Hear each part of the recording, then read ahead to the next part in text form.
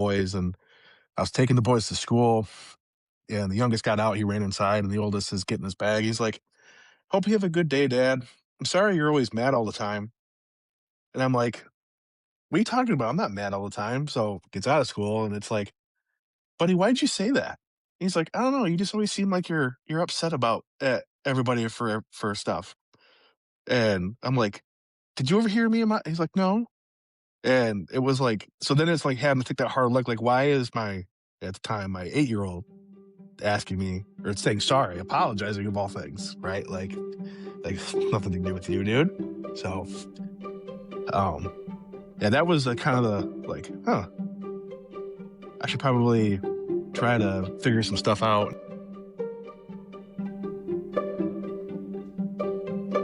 Hello, and welcome to the Front Seat Debrief. This podcast is intended to confront the unique mental health challenges that our veterans, first responders, and healthcare professionals face on a daily basis. My name is Josh Campbell. I am a social worker who provides therapy in a private practice, and my efforts are focused on these populations. I am a former Army combat medic and a former paramedic firefighter. When my struggles with PTSD became too great for me to continue working as a paramedic, I went back to school earning my BA in English from American Military University. Then I earned my master's in social work at the University of Michigan. This podcast has grown from my own experience coping with repeated exposures to traumatic incidents, my personal path to healing and understanding, as well as my educational background. I want to examine the lived experience of others in coping with trauma, their journey to find healing, and I believe that learning about someone's upbringing can often provide additional context through which greater understanding of their experiences with trauma can be achieved. It is my sincere hope that the content covered in this episode, as well as the episodes that follow, will provide listeners with a sense of not being alone in their struggles. Furthermore, I hope that by having these deeply personal discussions, we can continue to decrease the stigma surrounding mental health, normalize adverse emotional reactions to extreme circumstances, and build momentum for creating a positive culture shift within these professions. Thank you so much for choosing to listen. If you like what you hear, please like, share, and subscribe to stay up to date with our progress here. Hey, welcome back to the Front Seat Debrief. My name is Josh. Today we have Nick Oberst with us. I worked with Nick back in the day at Delta Township Fire. Nick started out as a firefighter right out of high school. Then he became an EMT shortly thereafter. Then he became a paramedic in 2009. He worked up in Cadillac, Michigan for a little over a year before meeting his wife and moving back to the Lansing area, where he got his job as a paramedic firefighter at Delta. He's been there for 15 years and has been a battalion chief for the last 11 months. Nick, welcome to the show. Thanks, Josh. Wonderful to be here. I'm happy to have you here, man. So why don't you go ahead and take us through the early years of Nick and kind of tell us about where you're from, what makes you tick. Well, yeah, I'm actually from the area here. I grew up down in Holt. I am the oldest of 3 kids. My sister is 13 months younger than me, so Irish twins. Then I have a little brother who's 8 years younger than me, so he's the oops baby. Right on. But no, I was fortunate enough to grow up in a fairly strong knit family. Like my grandparents were close. Um, Being able to spend a lot of time with them was great. Was a very busy child, always doing sports, so football, soccer, ran track and field. Also raced cars for a while. So that was fun. That's expensive. Everyone talks about hockey's expensive. No, get into a motorsport, that's expensive. Right. For sure. But yeah, and then got out of high school and just kind of originally when I was in high school, my grandfather was a mechanic, and I'm like, oh, that's what I'm gonna do. I'm gonna be an auto mechanic. I'm gonna take over his business and just kind of keep it in the family. So I went to Career Center in high school, and I don't even remember the switch, but I remember like somewhere between during my 16th year between 16 and 17, just being like, nah, I want to be a fireman. And it's like, it's just been downhill since then. So I'd probably be tired. We could be retired right now if I was a mechanic the way things go currently. Right. For sure. Yeah. So, um, my dad, I grew up around the fire department. My dad, well, he's an electrician by trade, but he hired into the City of Lansing Fire Department in their maintenance and alarm division. It's probably the only like quote unquote outside hire because he never worked as a fireman. They literally hired him because they needed somebody to maintain the alarm system. So back when he started, the city still had like a traditional box alarm system. So you could go to the corner of like Michigan and Capitol, pull the box alarm, and it would ring. And at the time, the city was invested in keeping that up. They liked that tradition, even though even by then, phones were starting to be a thing, and you know, cell phones were bags in cars. So they're really quite necessary. But that's how he got started, and so he did his whole career there. He did 25 years with the city of Lansing. He retired out of there as their maintenance alarm chief. But everyone thinks that I'm my not my dad's son. I'm my second cousin Dan's son because he also worked for the city of Lansing. He was a fireman. He retired as the training chief, and I always like, "Are you Dan's kid?" That's usually what I get, which I always like to joke around and be like, "Shh, I'm the illegitimate child. We don't talk about it," which usually promptly gets me a phone call or a text message of, "Who the heck have you been talking to?" That's great. I'm like, "No, no, I'm Bill's son." So That's awesome. So your dad being involved with the fire department, your uncle being there, that was enough to kind of suck you in? I don't know. Like that's what everyone thinks. I don't have any like memory of being like, "Oh, because they were there and thought it was cool." Um, I mean, I've always been driven to help people. It's just kind of in my nature. Growing up, I was, you know, would literally throw temper tantrums when I couldn't go outside to help my grandpa split wood. Like when I had to come inside, and my mom, they got it on VHS somewhere. My mom's literally dragging me in by the hood of my, my jumpsuit, my Carhartt jumpsuit, and I'm like kicking and screaming because I like soaking wet, frozen, and I needed to come inside. And I'm like, no, there's more wood to be cut. I need to be outside.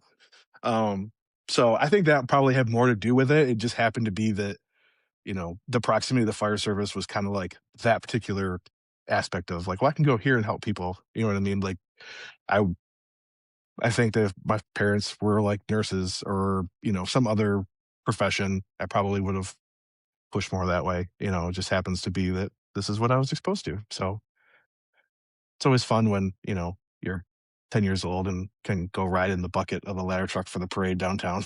Oh, right. Yeah. Can't do that anymore though. God forbid liability. Yeah, for sure. Yeah. No, it's great. I think it's funny that you say you've got it on VHS. I mean, the proof is there, but nobody has anything to watch it on. So, Bingo. I have this flash drive that has proof on it. It's encrypted though, and nobody has the decoder. yeah. uh, uh, for all you so, youngies watching, a VHS is like a cassette tape, but it's bigger and it kept pictures on it. And a cassette tape is what we used to use before we used our phones to listen to music. right. Dude, I actually still have a VCR and it it does work, I think. But Yeah. yeah. Yeah, my parents have one too. It lives in a box. We only dig it out when we want to watch old family movies. We keep talking about how we need to send all the VHSs out to have them digitized, and we never do. But Right. one Yeah. day, I think we probably will have to. Yeah, I think the only one I have that I really want to have digitized is from my army basic training. Like that one would be good to have digitized, but Yeah, whatever. one day, get around to it. Yeah. So you've been in the fire service for a long time now. Hmm. Um, you've been around to see a lot of changes, both, you know, fire tactics, medical practices. how are you feeling about where we're at now and where we've been? Um, on the fire side, I think that in general, as an industry goes, I think we're doing pretty good. I think we've made a lot of strides to make ourselves safer. All the like UL and NIST studies are definitely take away the like, well, this is the way we've always done it. You can kind of point and be like, yeah, but the way we've been doing it was stupid. And here's literally the data to show us why. Um, and just understanding, helping us make us smarter, why things work when we thought it was like, hocus pocus or whatever. We had like these theories, but like, no, this is why that tactic works and this tactic doesn't. Um, on the medical side, I don't know. I mean, I feel like that's like such a pendulum. We go through stages where it's like, oh yeah, we're making great advancements. And some other stages like we get really regressive, and it's like, why? Yeah. um, I mean, like I'm glad we don't have backboards anymore. That couldn't have come sooner. Like you can't tell me that like, oh, I hurt my back. Let me strap you to this super hard board that doesn't conform to your body. Yeah. Um, yeah, I'm glad that's gone. But I mean, a lot of the medical stuff I think comes more from, the frustration with it comes more from how it's utilized and less so much about how it's dictated, right? Like the protocols are fine. Like they keep making them simpler. Like I feel like they keep thinking we're dumber than we were yesterday. Take all the calculations out of it. We went from having to actually calculate dopamine drips to now it's just push dose epi, um, which I mean is simpler. I understand the economics of it, right? Like we can have a drug in the box that we rarely give. It typically expires, or we can force you to do this other thing with a drug that you guys burn through all the time because cardiac arrests are a common thing. You're constantly chewing through epi. Um, but it does take away a little bit of the you know having to actually use your brain and think about why we're doing what we're doing, and a little bit more just like I'm checking a box. You know. Yeah. Yeah. I'm curious how much of that just comes from like I feel like there's been a decline in the standard for people that become paramedics, right? Like, But yeah, and that's I almost happen out of necessity when you can't create them fast enough, so you're gonna lower the bar or look the other way on things you wouldn't have looked away before. You're gonna change how the tests are scored because you just got to have bodies. yeah. So then you have to dumb down the medicine to, you know, make it fit for your lowest common denominator, right? Bingo.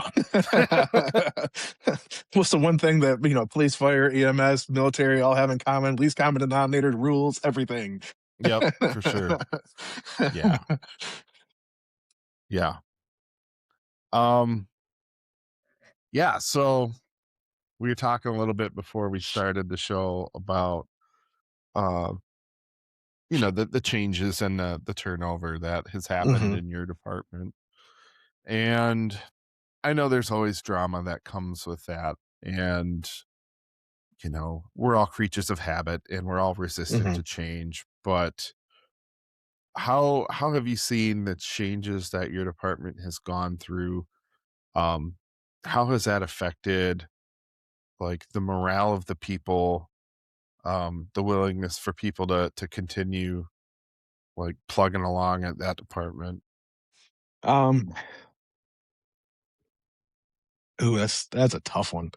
I mean, that's a tough one to say in a political correct fashion. Right. Yeah, I don't want you to say anything that's gonna get your ass in a sling either. I mean, really, at the end of the day,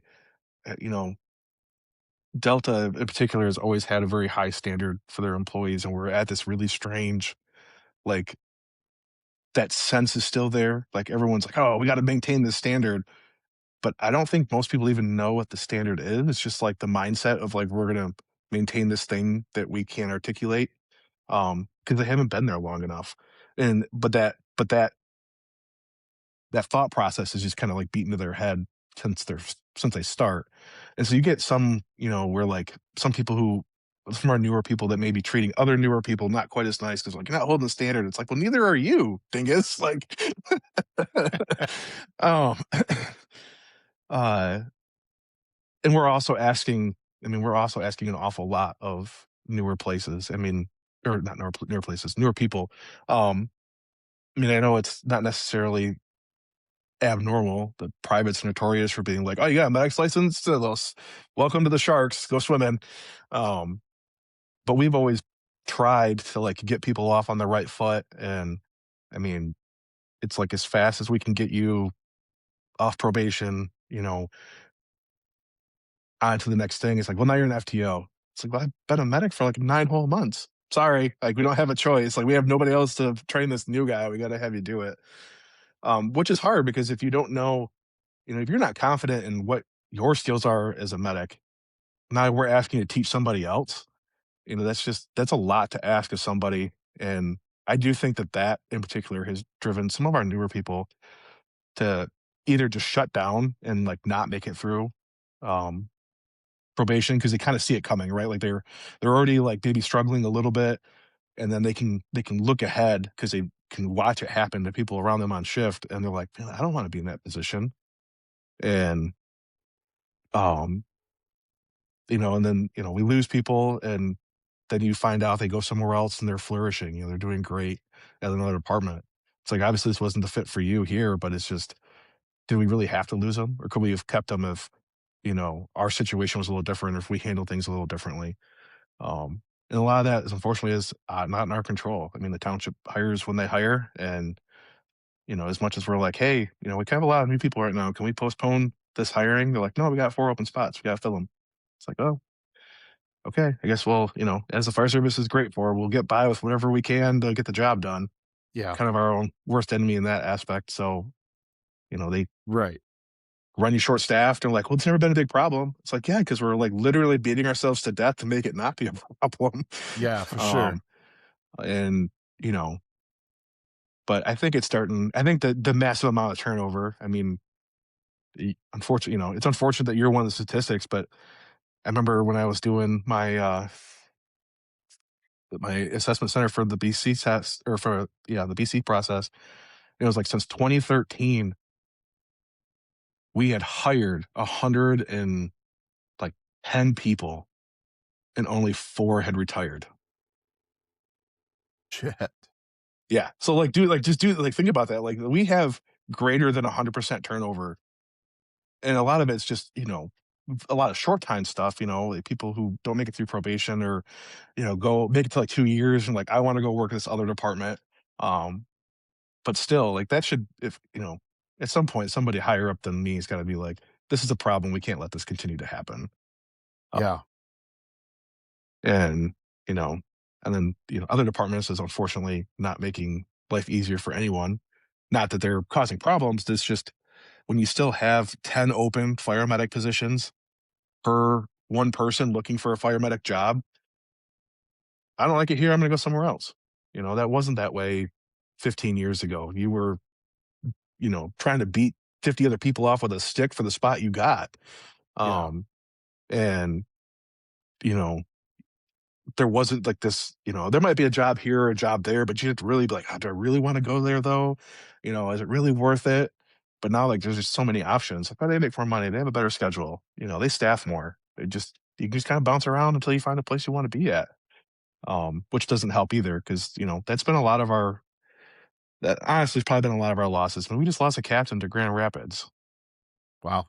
and yeah, like you're losing a guy with 8 years on the job. And his primary reason for going there is he's like, I want to be a I want to eventually work for a place and be a captain where I have a staffed rig. And I'm not looking around at a burning building going, I've got nobody here to help me do my job. Yeah.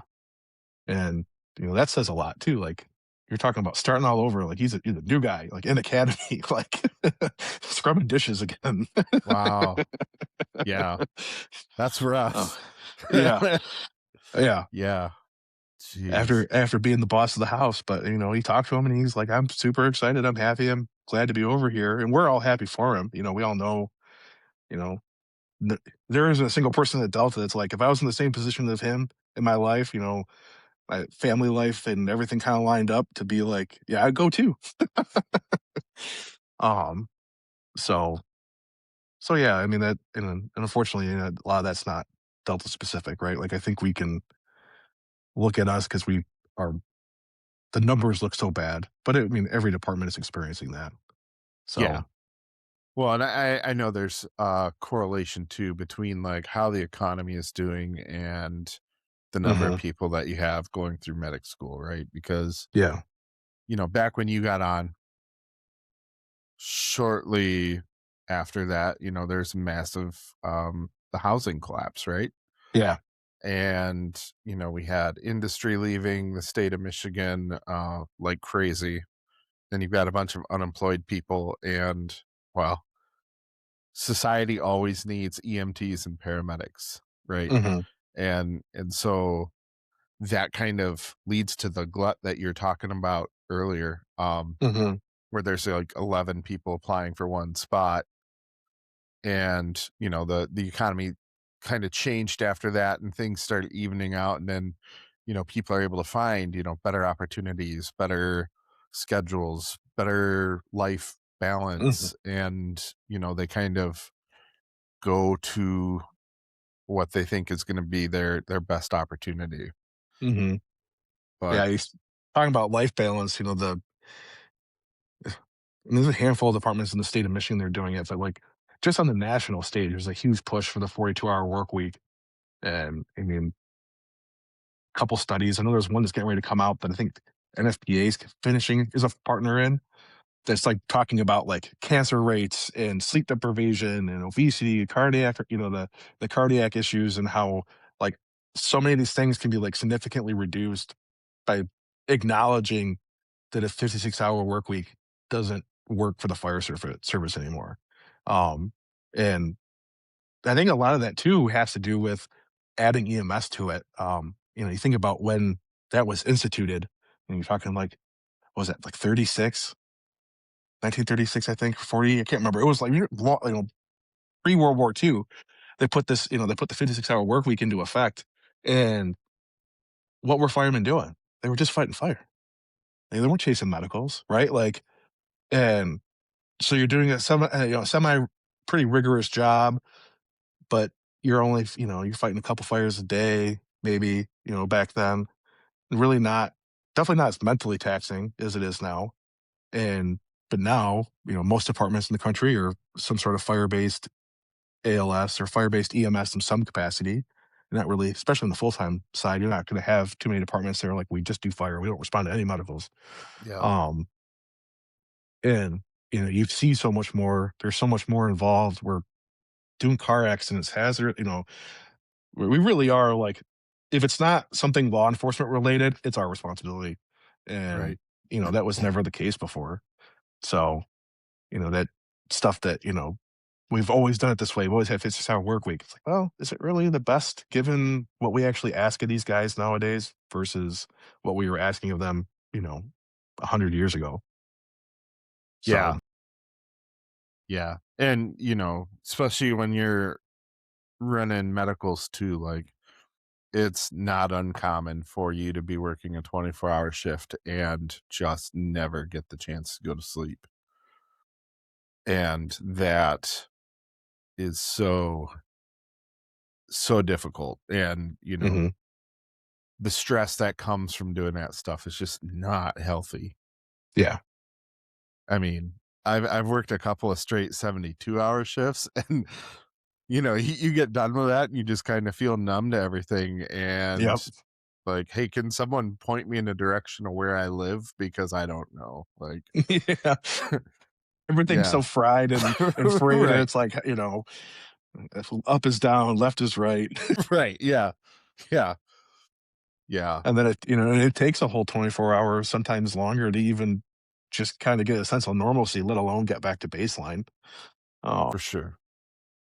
but you Yeah. don't get that And then you time off. You're right back at it 24 hours later. yeah. Yeah. And it kind of sucks because if you've got family at home, they're like, even when you're off, like they don't get their dad, right? Yeah, yeah. Can't sleep all day if there's too much stuff to be done. Kids got to for go sure. here, got to go there. This stuff's got to be taken care of. Um, yeah, I mean, it's hard. It's definitely not what people make it out to be. It's certainly not what the Hollywood makes it out to be. I can't stand watching anything that is like fire based. So like that's so unrealistic. Yeah, right. Yeah, no, it's funny because we started watching Chicago Fire back when it came out, right? And it's like, Hmm. okay, maybe a season in, and I'm like, this is just such shit. Like, I Yeah. can't do this. Um, yeah, but For everyone I don't know watching, there's no such thing. The drama they artificially put in there that doesn't usually happen. for sure. The days Yeah, around the fire station are usually a lot more mundane than yeah, yeah. Well, Then you got the probably people that probably are closer to like, oh, being like office life. You know what I mean? Like I have. Oh, yep. I need you to file these TPS reports. yeah, right, yeah. No, and it's funny too in the fire service because like there are administrative jobs that you have to do, Mhm. and you know you can be like a third of the way through something. It's like, oh, there's the tones. Gotta go Yep. save somebody. Like, Then you get um, back to the station. You're like, where was I at again? What was I working yeah, on? well, yeah, and then you got, oh, I got to do some charting for the patient transport that we did and all this stuff. So yeah, it's definitely there's more to it than people outside of fire service think, Yeah. and they're the ones that are like, well, you only work 10 days a month, like, right, but if you had any idea what those 10 Hmm. days were like, yeah, Yeah. It's and a lot easier to immediately reframe that statement into like, you're right, it's 10 days a month, but I also work on average 300 to 400 more hours a year than you do. yeah, Like, do yeah, you want to work in a couple extra weeks? Well, no. I'm basically doing that in my base schedule. right, Will you sleep? Come to work with me and see how much you actually sleep. for sure, yeah, yeah, and then like the people that are in the township that you're serving, they don't know anything about any of that. As long as they see their fire trucks going to do whatever, but Not even their fire trucks. As it long better as not an be the ambulance or a grocery fire truck store. shows up. Yeah, yeah, yeah. Good What are lord. we what are we having for food today, guys? What am I Yeah. buying you for food today? That's my favorite.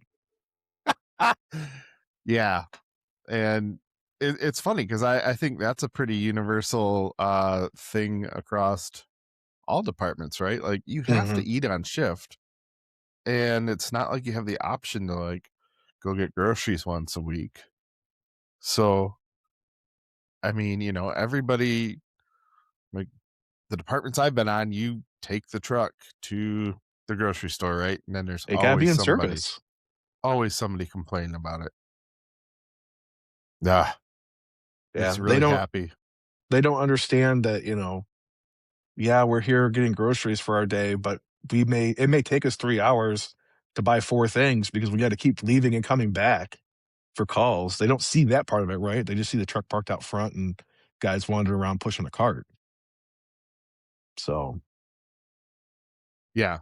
And I remember, like, half the time you're there, it's like, "All right, we need to haul ass through the store so we can try to actually get the stuff back to the station." yeah. But Yeah, God forbid you got something frozen in the truck with you. yeah, right? Trying to call somebody else, like, "Can you swing by our scene and pick up our food and drop it back off at the station?" Yeah. Yeah. Fun stuff. But yeah. Um, yeah, so the other piece about your job is that in addition to all of the workplace politics, the drama that goes on there, you have all of the traumatic events that you're responding to. Mhm. And that all takes a massive toll as well. Um, in the last 15 years, how do you think things have gone as far as the approach to, the aftercare piece and supporting guys that are on these really bad calls? I think I think we're getting better, right? I think there's a much more obviously, there's more information on how this is affected, they talk about PTSD and, before that being shell shocked, like it very much started as a military thing. And then like as studies are done and more research is done, they're like, oh, this applies to, all this other stuff, and all these other professions that maybe not would have historically applied that logic to. Um, and there are definitely, in the area, in the Lansing area, things are getting a lot better. And you got like the Capital Area Peer Support Team, which is a great resource if you need something after a major event. I know at Delta we try to do, anything like time something like really serious happens, we'll try to have like some sort of debrief like that day. Have the chaplain come in, kind of hold the crews over, or even call back and let those guys go home depending on the situation. And the couple, you know, kind of awful calls that we've had in the township has been, you know, the other off-duty guys have been great about, like, coming back and being like, "I wasn't a part of this, I didn't have to deal with it, you guys go home, you know, decompress, spend time with your families." Obviously, calls with kids always hit harder, especially for those who have kids. Um, but yeah, I mean, it's definitely better than when I started. I mean, I remember seeing some awful things as a payment call at Delhi, and it's just like, "Oh, have a nice day." At most, it was like, "Hey, you wanna go get a beer?" You know what I mean? Like, Right. with one other person, but having that much more organized effort is nice. They're definitely I don't know. I'm a little jaded on it. I feel like sometimes there's kind of particularly when our elected officials are, co you know, kind of make their way or make comments about it, it's like, it makes it almost cheapens it a little, like, "Hey, I hope you're doing great after that awful call." Like, they may mean it, but it just seems insincere, you know what I mean? For sure. Um, like, I'm not saying their motivation's bad, it's just, like, "This doesn't affect you, I don't know why you're talking about this to me." Right. Like, read the room, dude. Yeah, yeah, like, "You weren't there, this wasn't a part of your situation," like, but yeah, so I think there's still so I think there's still work that can be done. I think some agencies are better than others. Um, I watched the episode you had with Kevin, and he's right. Like East Lansing's taking it really seriously. In particular, after I mean, they were already kind of working towards it before the MSU shooting incident, but that definitely kicked it into overdrive. And I think that they definitely are probably setting the standard for the area right now as far as like how you actually take care of your people, um, which is good. So hopefully it continues to spread. Yeah. And I think the Lansing metro area is such a unique area in that you've got a lot of large departments. I mean, Hmm. we're not talking like Detroit or Chicago large, but still good sized departments. And there's a lot of opportunity for like cooperation Hmm. on a lot of that stuff. And, if one department really starts like, kind of um leading the way and covering new ground, like, the other departments are like, okay, this is how we gotta try to model what we do in house and try to, provide the same benefit to our people. And even if you can't, at least you have a resource, right? It could be like, Yeah. I could call Kevin and be like, "Hey, man, we just had an awful incident. Any Yeah. chance that you got some off-duty guys that can come over and that are part of your peer support team internally come over and hang out with us for a little bit?" Um, because it is hard. Like, we have a couple, but we have a chaplain, and he comes in and he's a nice guy, but like the only time we ever see him is when things are bad, and it's like, "I don't wanna talk to you, I don't know who you are." Yeah, for sure. Yeah. I love Lloyd, he's such a nice guy, but it's just, like, every time he showed up for, like, that incident, it's like everyone's kinda gives him the same thing, like, "Yep, yep, thanks for being here." Yeah. So Yeah, and it's funny because, when I was still at Portland Ambulance. My boss Phil knew that I was very much about, you know, promoting better care for mental health needs of, Mhm. the providers. And at the time, you guys had Chief Ginnabaugh, Oh, and yeah, he was great. He was huge into that. yeah, and his wife, Kathy, right? I Ex-wife. think that's her name. Ex-wife now, yes. But they put on a peer support class that Portland sent me to. Mhm. And so um, that was kind of my start for that side of things, right? And I was honored to be called in to talk to some folks after the MSU shooting, which we just observed the third anniversary of that. Mhm. Um, and it's kind of everything's kind of progressed from there. Um, and I recently took a 3-day class on critical incident stress management, group interventions, all that stuff. And we had 7 people from Grand Blanc Township there. Of course, they had their big church shooting and fire back in September. Mhm. And so that was kind of like the impetus. They had other departments that came in and really helped with the debrief and everything. Mhm. But they were like, okay, we are gonna build a team just to kind of return the favor.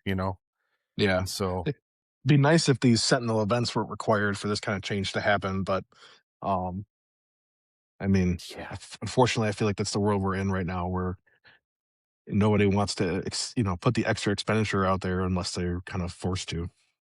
right.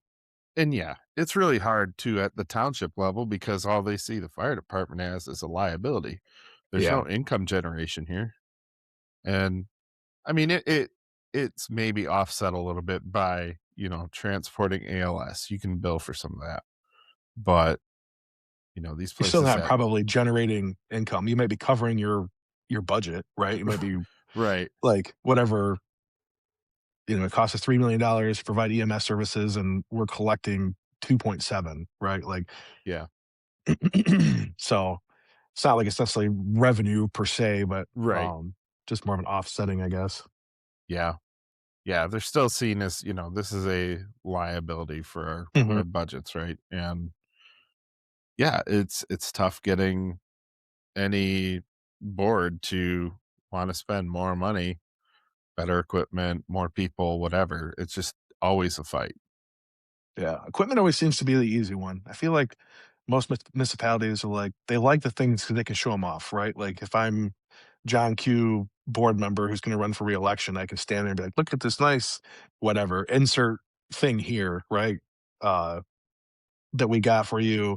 I'm being such a steward of your, providing great services, but it's a lot harder to stand in front of a group of guys and be like, yeah, we got to hire 12 more guys."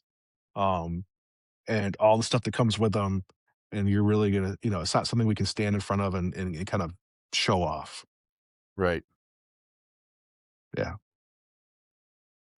Yeah. which is the nature of the political game, right? Like, kind of unfortunately is what it is. Yeah. So shifting gears a little bit, in your 15 years, I know you've had a ton of your own, you know, really shitty calls that you've been on, uh, you know, tragic accidents, all that. How has that all affected your mental health and your ability to continue doing your job? Um, I mean, it doesn't always come all at once, right? Like, it definitely is a it's a pile-on effect, right? Like, but I mean, it's definitely different. I mean, you gotta get the flashbacks of like, oh, this bad thing happened. I'm in a similar circumstance, and now you kind of get that adrenaline dump, maybe unnecessarily. Like that thing's not going to happen again. This outcome's not going to happen again. Um, and no, I shouldn't say it's not gonna happen again, but it's just, it's not like it's guaranteed, but you're in your mind, your mental Rolodex is like, "No, I've seen this before. This is gonna end badly." Um, and trying to, like, work through I think it helps, and it's for me anyways. As much as I hate that the term of Monday morning quarterbacking, but, Monday morning quarterbacking my own calls and being like, "Okay, this was awful. This was a terrible call. Was there anything I could have done differently to change the outcome?" And if there was, understanding it like, "Okay, why did I not do that thing? Did I not do it because I just didn't know that I should have given this drug, or I should have, you know, done this or whatever. If it's a training issue, can I fix it?" And that helps because, it's kind of like I'm not going to let it happen again. Right. Like I'm Right. going to kind of try to produce that better outcome in some fashion or another, whatever that looks like. And, it's just, that's like, I don't know, for me, that's been like the easiest way to do it. It sucks because you have the calls that you can't do anything about. Those are the ones that always kind of stick around because you're wishing that like, I could have, I really wish I could have made a difference on this call, or it could have, outcome could have been different. But um, and it definitely helps the ones where you are able to identify, even if you didn't make a mistake, but just being like, oh, this thing I didn't know about. Next time we're definitely doing that. Or when new drugs come out, like when we first got TXA, it's like, oh my gosh, yes, finally something Yeah. more than just like, let me just turn their blood clear. Right. Yeah. Yeah. So, um, but yeah. It's interesting you bring up TXA because I was at Portland when that all got rolled out, right? Mhm. And um, we were stocking our bags, getting everything set up. Like we put chest seals in that day. TXA was brand new, and I was talking to one of the guys that worked there, and I said, if we're putting this stuff in the bag today, we are using this shit today. Today, yeah. And he's like, whatever, dude. Like, this is Portland. Nothing happens. Like, We're it was my superstitious. Yes, it does. dude, and it was my first shift off of orientation. And I had been a medic for a couple years at that point, so it was a very brief orientation. But yeah, first shift off orientation, and we had a gunshot victim in town. Mhm. And everybody's like, this never happens in Portland. Mhm. And I'm like, I told you we were going to be using this stuff. And sure enough, like, there's superstitions in fire and EMS, and they're there for a reason. Yeah, they are accurate. Yeah. Don't ever say the Q word. Yeah, Don't do it. yeah. It's always have a safe night. Yeah. Yeah. Stay safe out there. Yeah, Yep. for sure. Um, how do you think your mental health has varied long term over the last 15 years? Uh, Honestly, it's shit. Um, it's kinda funny, so I watched the first 2 podcasts that you had with, Zane and Kevin, and I'm like, "Oh, man, I'm gonna give Josh a real benefit. I'm gonna be the guy that's like, I've never been to therapy, not because I don't need it, but because I just haven't been yet. I'm still all fucked up." Um, but I mean, a lot of that is me dealing with my own demons and acknowledging that, like, hey, I've seen a lot of bad shit over the years, and you know, it is starting to weigh on me. And it's actually probably gotten worse since my promotion, mainly because like I'm aware of what's happened to me, and now I have this like, whether it's probably self-induced, but like I have like this very strong feeling of like I need to make sure I'm taking care of the guys, and knowing that like now they're experiencing it, and so it's like how can I stop them? What can I do to limit that exposure? Because I don't want them to have to see the things I saw or go through the things I went through. Um, I have 14 other people that I want to make sure are having happy, healthy lives, both at work and outside of work.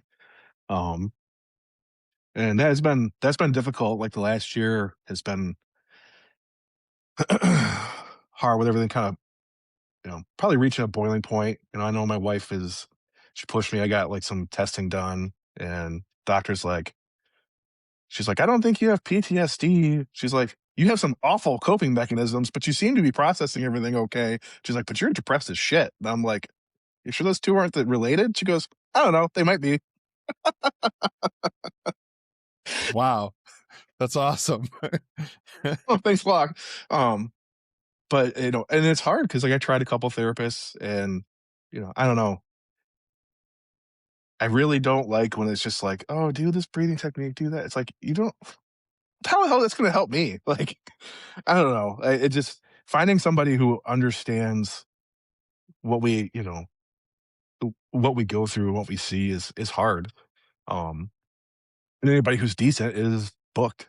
Like somebody who specializes in first responders or the military and who's actually worth a damn. It's like I don't have any openings. Sorry. Um, so you're constantly kind of like weeding through the people who are like just getting started. Like, are you going to be any good? Like, Yeah. uh, it's we need more people like you who have experienced this side and have made that decision to try to help on the other side. Um, whether it's post retirement or a career change, because I think it's the only way that I think a lot of us are gonna relate. Because that's hard for me to, it is hard for me to look at someone or talk to someone. A lot of stuff right now is they always want to do like these Zoom calls, which um, makes it feel even more impersonal. Um, and but trying to find somebody that's like I know they can relate to me when I'm talking about stuff. They're understanding what I'm saying. It's not just like they're listening and then going through the motions of like, one thing I compare it to is like, I don't want to be some AHA flow chart for how to deal with mental health. You know what I mean? Like, Right. oh, stay on compressions, Yeah. ventilations. Don't break for more than 10 seconds. Like, stop reading the flow chart and just deal with me. As they say, deal with the patient, not the monitor.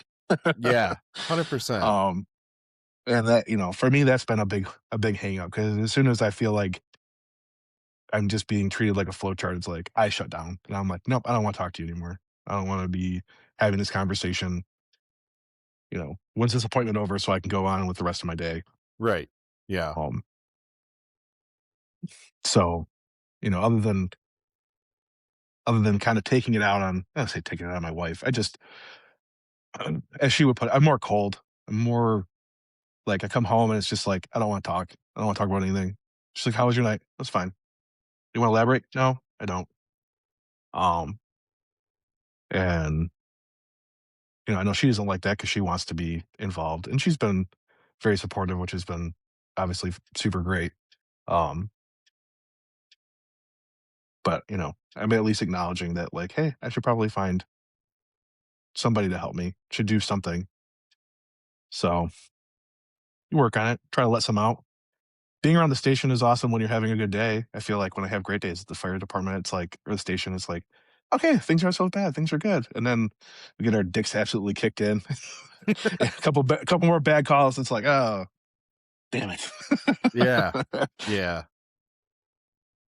Yeah. And it's almost inevitable, right? Like, that's just the nature of the beast. Mhm.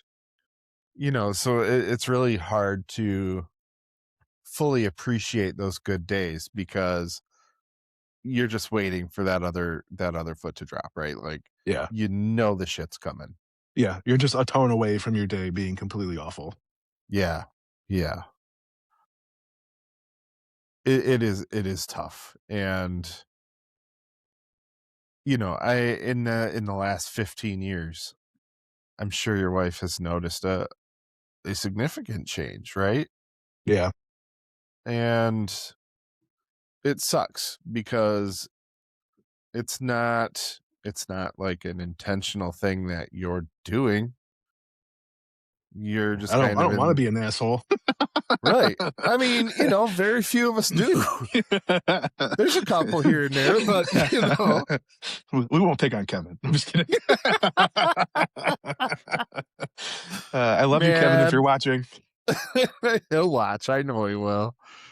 Yeah, I love that guy, and I could never imagine him being an asshole, but, No, but I told him the um 3 of us need to do I think I told you too, like, we need to do, like, an yeah. in studio.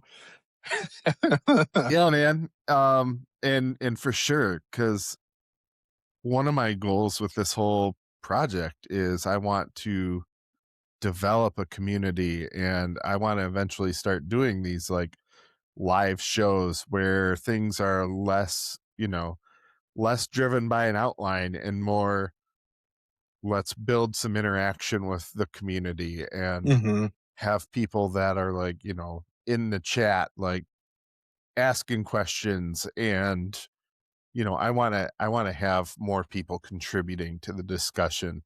mhm. And, I think the three of us doing one of those could just, I mean, we might not get a lot done, but we're going to have a lot of fun, right? Yeah. Oh, yeah. Just tell stories. Oh my gosh, for sure. Yeah. Oh, And, that's sometimes that's just what it takes. Like, you got to have that environment where you can feel okay to just kind of like, well, there I was this one time. And yeah. right. Like, There I was, mind my own business when all of a sudden. mhm. Yeah, I think that's important. Mhm, And, I think that sort of setup would be beneficial to anyone that's like looking to get into these fields, right? mhm. Because you don't know what you don't know. Yeah. And, I think back to one of my EMT partners, and they were just getting off of orientation, and we had to respond to a suicide call. And, like I'd been doing it for a few years, like just one more suicide, right? It Mhm, sucks. The suicides kind of always stick with me for, just the fact that somebody felt so shitty that they made that final decision, right? mhm. And, I go in and partners carrying the monitor, and I reach back to ask for the monitor, and the partner's just standing there outside of the door, mouth just hanging open. And I'm like, oh my God, this is the first time they've seen a dead body. Mhm. So I kind of went out of the room. I'm like, tell you what, why don't you head back out to the truck and I'll finish up in here. We'll talk about it, right? Yeah. That ended up that may have been the last call they took ever. Like they got out of it at that point. And, Mhm. you know, that's one of those things that had they known, maybe it would have been a different situation, right? Yeah. But And there's no good way to prep somebody for, like, for that in class, right? Like, you can talk about it in an EMT class or a medic class, but there's no way to truly prep someone for that, oh, for sure. and not even just, like, the witnessing the scene, right? Like, I always even to this day, a lot of times it's not the incident that really bothers me, it's the family's reactions to it, like, having to listen to mom scream in the other room or whatever, you know what I mean? Like, that's the part that's like, I can't you can't outrun. Um, like, it's like, not saying that the incident's not gruesome in its own right, but it's like, there's just something about that added value, you know what I mean? Like, real twisting the knife, like, just makes it that much worse. Yeah. Yeah. And you mentioned the mom crying, and that brings one particular call up for me where kid did like an intentional heroin overdose. And we get down there to his room, and there's dependent lividity. Like, this kid's been dead for a while, Mhm, and you just hear mom screaming upstairs, and it's just like such a heavy situation, right? Like, the emotion is free flowing, and Mhm. you're sitting there like trying to process the shit. Mhm. And like for me, like thank God I had this moment where I was able to bring some levity to the situation for myself and my partner. The cops weren't pleased, but they're kind of looking around like, oh, we can't find anything that he would have done this with. And I was standing next to the nightstand. I opened the top drawer. There's a note that says, I'm sorry. And there's a bag of powder. I said, well, I'm guessing this little baggie of powder here isn't protein powder. My partner my partner laughs and the cop's like, "What the fuck? Like, you need to get out of here." I'm like, "Strong work, guys. Keep it up." Yeah. You obviously haven't been a cop for very long. Give it a couple years. You need to develop your dark sense of humor, my friend. Yeah, yeah. You know, uh, and that's dude, that's just such a coping mechanism. Like, but yeah, yeah, it's totally fucked up that I was making a joke at the side of this kid's bed, yeah, but that's how you get through the day. yeah. That's how you're able to go back to the station and finish eating your meal. Right. Yeah. Yeah. It's and that's like honestly, that's probably the hardest thing having like when you come home, especially if you're having a hard time with it, is like the dark humor is never appreciated in the house, right? Like the wife doesn't understand. Obviously, you don't do it around the kids. At least I hope nobody does. But if you don't have, if your spouse is not in a related field, it's just really hard for them to understand. And so you crack a joke, and they're like, "What's wrong with you? Why are you being so evil?" I'm like, "I'm not being evil. It's funny." Yeah. I've definitely been very fortunate. My wife's an army vet. She's an OR nurse. Like, we're good on the fucked up sense of humor, right? Yeah, yeah. My wife was a little better when she was still in the ER, but since she's gone on to be a nurse practitioner and been, you Oh, know, she just does, she's in women's health, and, so she just deals with ladies and their problems every day, and so, um, that aspect of it, like, she's so removed from it at this point that if I make a comment, it's definitely falling back. It's like, "Oh, that's right, you're not really in this field anymore, so, you've been able to process all your stuff, and now it's behind you. You're not dealing with it constantly still." So, I can't imagine that particular field is super easy, though. I would imagine there's plenty oh, of she unique has her traumas there. she definitely has her own stresses and stuff. There is, man, vanity is insane. That's all I gotta say. Yeah. Even for the 80-year-old, like the stuff she'll come home and be like, "Oh, you won't believe what this lady asked for." I'm like, "What? Seriously? That's stupid." Or it's they'll be all pissed off at her. She'll come home, "I had this really bad day." I'm like, "What's going on?" "Oh, I had this patient and, you know, the Ozempics, the GLP-1s are such a big thing right now." And she's like, "Well, this patient's not a good candidate for whatever." She lists all the reasons. I don't ever have to listen to that because I don't have enough brain space left for for all that. I'm just like, "Oh, yeah, yeah, okay." Like, I'm not memorizing why they're contraindicated, but, you know, then the patient's, all pissed because, like, they just wanna take the pill, and, they're not listening either, and they're Yeah. just mad that you're not giving them the easy way out instead of being like, "Nope, sorry, unfortunately, this isn't a good fit for you. You're gonna have to actually do the work." And um, just the harassment she takes over that is always kind of blows my mind. I'm like, "Really?" Like, I don't know. But then again, I mean, we pick up people in the ambulance all the time that stub their toe with a house full of people who can drive. Right. Yeah. How many cars are in the driveway was always like one of our critical assessments pulling up to Mhm. a low priority call. Yeah. Yeah. Nobody else could take you to the urgent care? So it looks okay. You can probably walk there. I Yeah. mean, Yeah. yeah.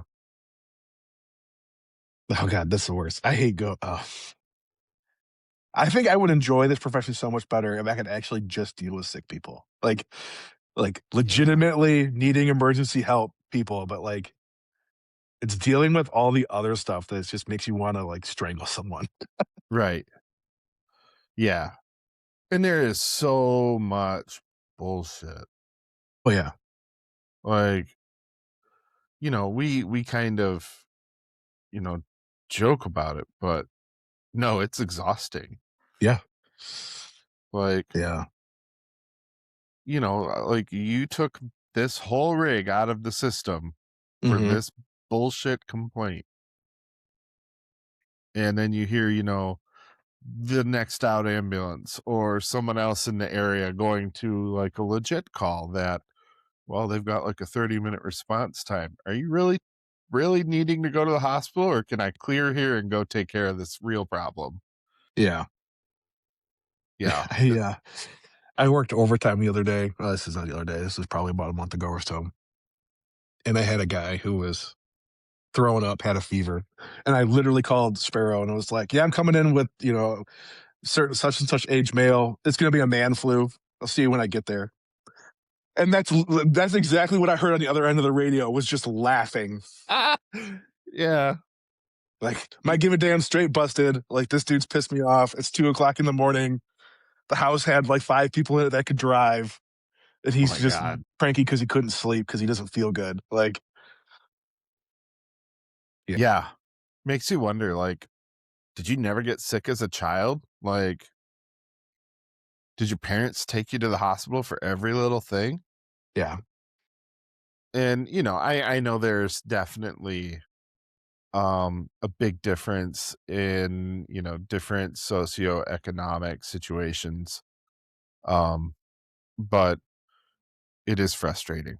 mhm, And, that was always one of those hard parts working, private EMS, because there's just so much of that. mhm, And, I know for me, like, I really used to get tired of dealing with, homeless folks, yeah, especially in the inner city, because I think my record was hauling one dude into the same freaking ER 3 times in one day. yeah, It's like, this is ridiculous. Why is this still happening?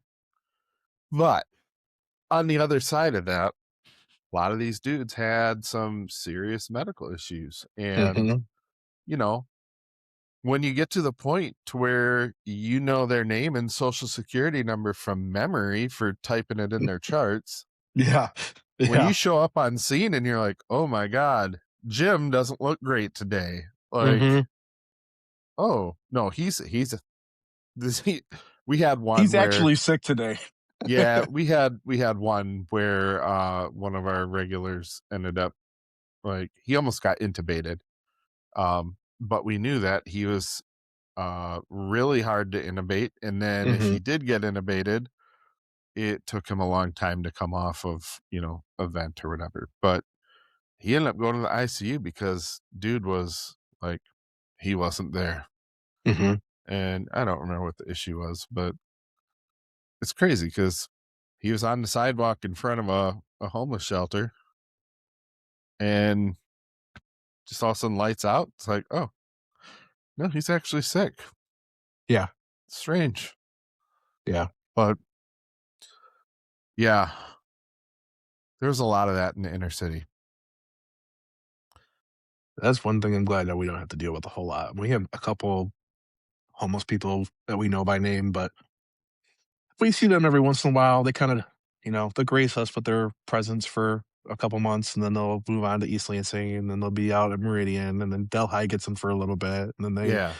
end up back up on our side of town, and Yeah. No, Delta definitely didn't have it the same as, like, what we had in Grand Rapids or what yeah. LFD, those poor bastards. I know, I know. And I mean, their their run numbers are just obscene. Mhm, Like, I think I was talking to Nate Lay. Well, I haven't seen Nate Lay in years, but like the last time I talked to him, like, I think their bus was the the second busiest bus in the nation. I believe it. So, They have yeah. a mix of just 911 abuse, homeless, alcohol and drug abuse, and then the fact that they're 3 minutes from, well, not so much anymore now that McLaren's way down on the south end, but back when it was actually in town, I mean, you're a stone's throw from any hospital. Yeah. You're just turning and burning all day. Yeah, they didn't have more than a 10-minute transport, right? Yeah. And, I did a ride along with them when I was in medic school, and you don't have any time to do any real medicine. Mhm. Unless you choose to stay unseen. Yeah, but most of the time, it's like, well, we gotta go because we're gonna get another call in, like, 15 Yeah. minutes, right? But Yep. You're just trying to offload so you can be ready for the next one. yeah, yeah, Yeah. I don't know. Which has gotta be in That itself a horrible feeling. Oh my gosh, yeah, because I nobody goes through the hassle of paramedic school to, you know, just do, like, BLS interventions in a 10-minute transport. Like, doing that over and over and over again would be super frustrating for me. It definitely is. It's gotta be deflating. I mean, I can only I know what it's like for me at Delta or for my guys at Delta, and to think about turning the bullshit factor up to 1,000, like, I don't yeah, I don't know how the city of Lansing doesn't have more turnover than they do, honestly. Like, a lot of medics go there and, like, stay, and it's like, I know they're short on medics, like, yeah, they get their engine time, but god, I would always dread being on the ambulance if I was there. Right. Yeah, because that's a guaranteed you're not sleeping tonight. Yeah, Yeah. yeah, you're probably not eating at least one of your meals too. Right. Shit, I know that in that one day I did a ride along, like, there was at least one call that we took plates in the truck to Mhm. finish our food on the way to a scene, right? Like, Yeah, just the nature of the beast over there. yeah. Yeah, that's insane. Um, yeah, I think we're probably at a good point for taking a little break. Could you use a Okay. break? Yeah, I could use the bathroom. Same. All right. We'll be back in a few. Okay. All right. And we're back. We had just been talking about some of the relational impacts that you've noticed in your life from your job. Mhm. Um, when it comes to society, being in a front facing position, whether it's as a medic, as a firefighter, you are out there helping people in need day in and day out. What sort of impact has that had on your perception of society at large and the perception of how you feel you fit into society? Man. I mean, we kinda talked about it earlier, but so much of I don't know. I have a lot of empathy, and I also have a lot of apathy because it's we see so much stuff on a daily basis like, "Oh, you're fine. You're not hurt." Like, you realize how soft society can be when you look out Yeah. at everything after seeing everything that we go through on a daily basis, and, not say what we go through, but just on what we're seeing. You have people losing it over, like, the most minute thing, and then you're like, "Really? You're that worked up over this? Seriously?" Um, I don't know, but, like, I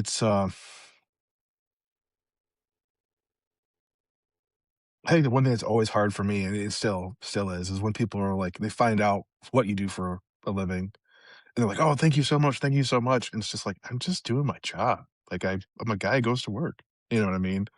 And it's really hard to be not hard, it's, like, awkward to be, like, so gracious in the moment, like, "Oh, thank you so much," or, "You're welcome," or whatever, and, we don't do that for other people. It's not like we walk up to garbage collectors, and we're like, "Oh, thank you so much for collecting my garbage," you Right. know? Um, there are a lot of other needed professions in the world. Like society needs these people to do their jobs, and why we're being singled out, you know, because we see people on their worst day, and it's kind of the forward facing, like you said, is we're right there in front of it. You don't see the guy who's operating the what they call it, the water resource recovery facility, because we can't call it wastewater anymore or something like Oh, that. You know what I mean? Like those poor guys, like again, like we need them, right? Like we need them to do their jobs, but we're not out there just being like, "Oh my gosh, thank you so much." Um, yeah, that's the part that for me is always difficult every day is doing that. But as far as seeing how I view society, it's definitely, hey, you guys are soft. You guys need to buck up a little. and I don't know how much of this you felt, but I know for me, like, after seeing, the very worst that society has to offer, Hmm. I found myself ending up at this place where I'm like, fuck these people. Like, I don't care for any of them.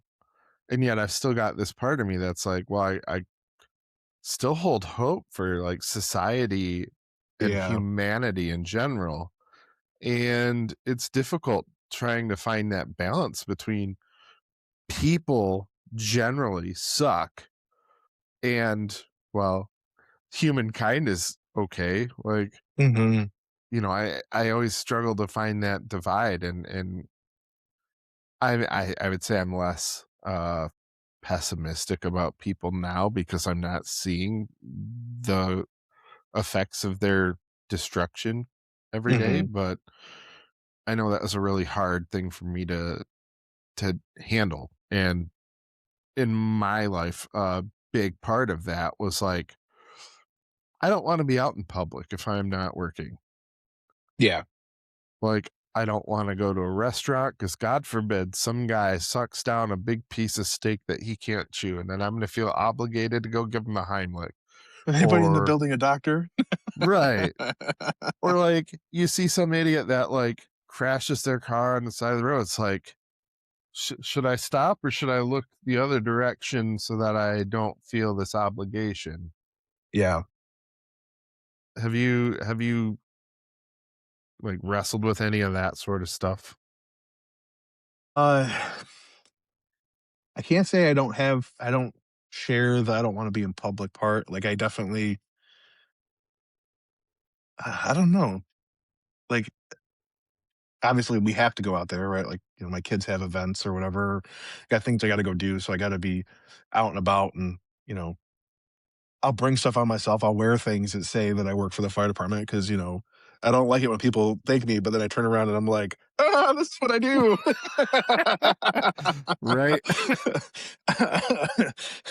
It just happens to be my most favorite sweatshirt. It's the comfiest thing in the world. You know what I mean? For sure. Yeah. Um, but I definitely feel you on this, like the almost like the social obligation that because I'm in this profession, I do this line of work, that like everything is now something I have to handle even if I'm not actually on duty, right? Like,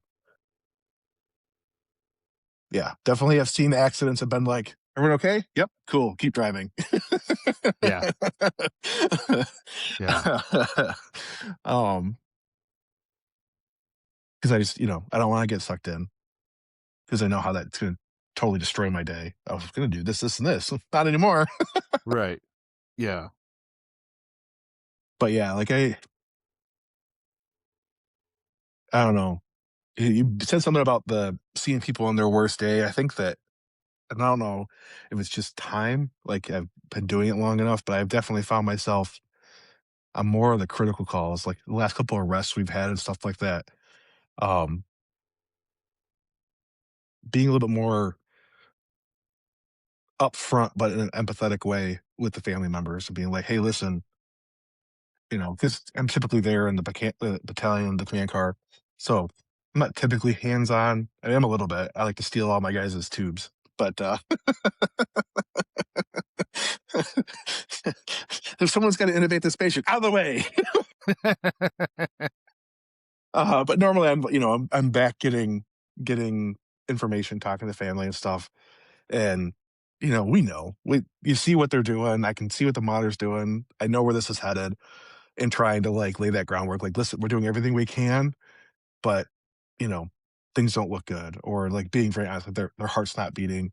Um, that's like always to me. That's always like the worst is when I feel like we gave somebody a false sense of hope when the hope wasn't there. Like you walk in and like this person's dead, but somebody started CPR, so we have to do CPR for the time a lot because protocol says we need to.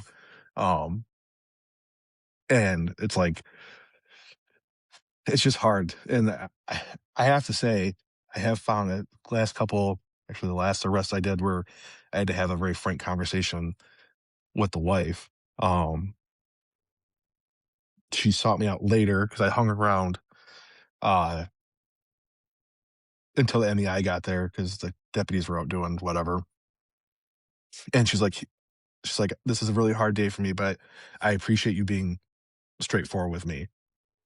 Um, and that was actually kind of nice to hear, like in the moment, because it was like I always feel bad. Like, am I doing the right thing? Am I saying the right Yeah. thing? Because we never get any training on how to communicate or comfort somebody in that situation, right? Like Yeah. you get like the textbook, like whatever, don't say the wrong things, avoid these statements, but no one really trains you to how to like be like a grief counselor, which is essentially what you're doing in the moment.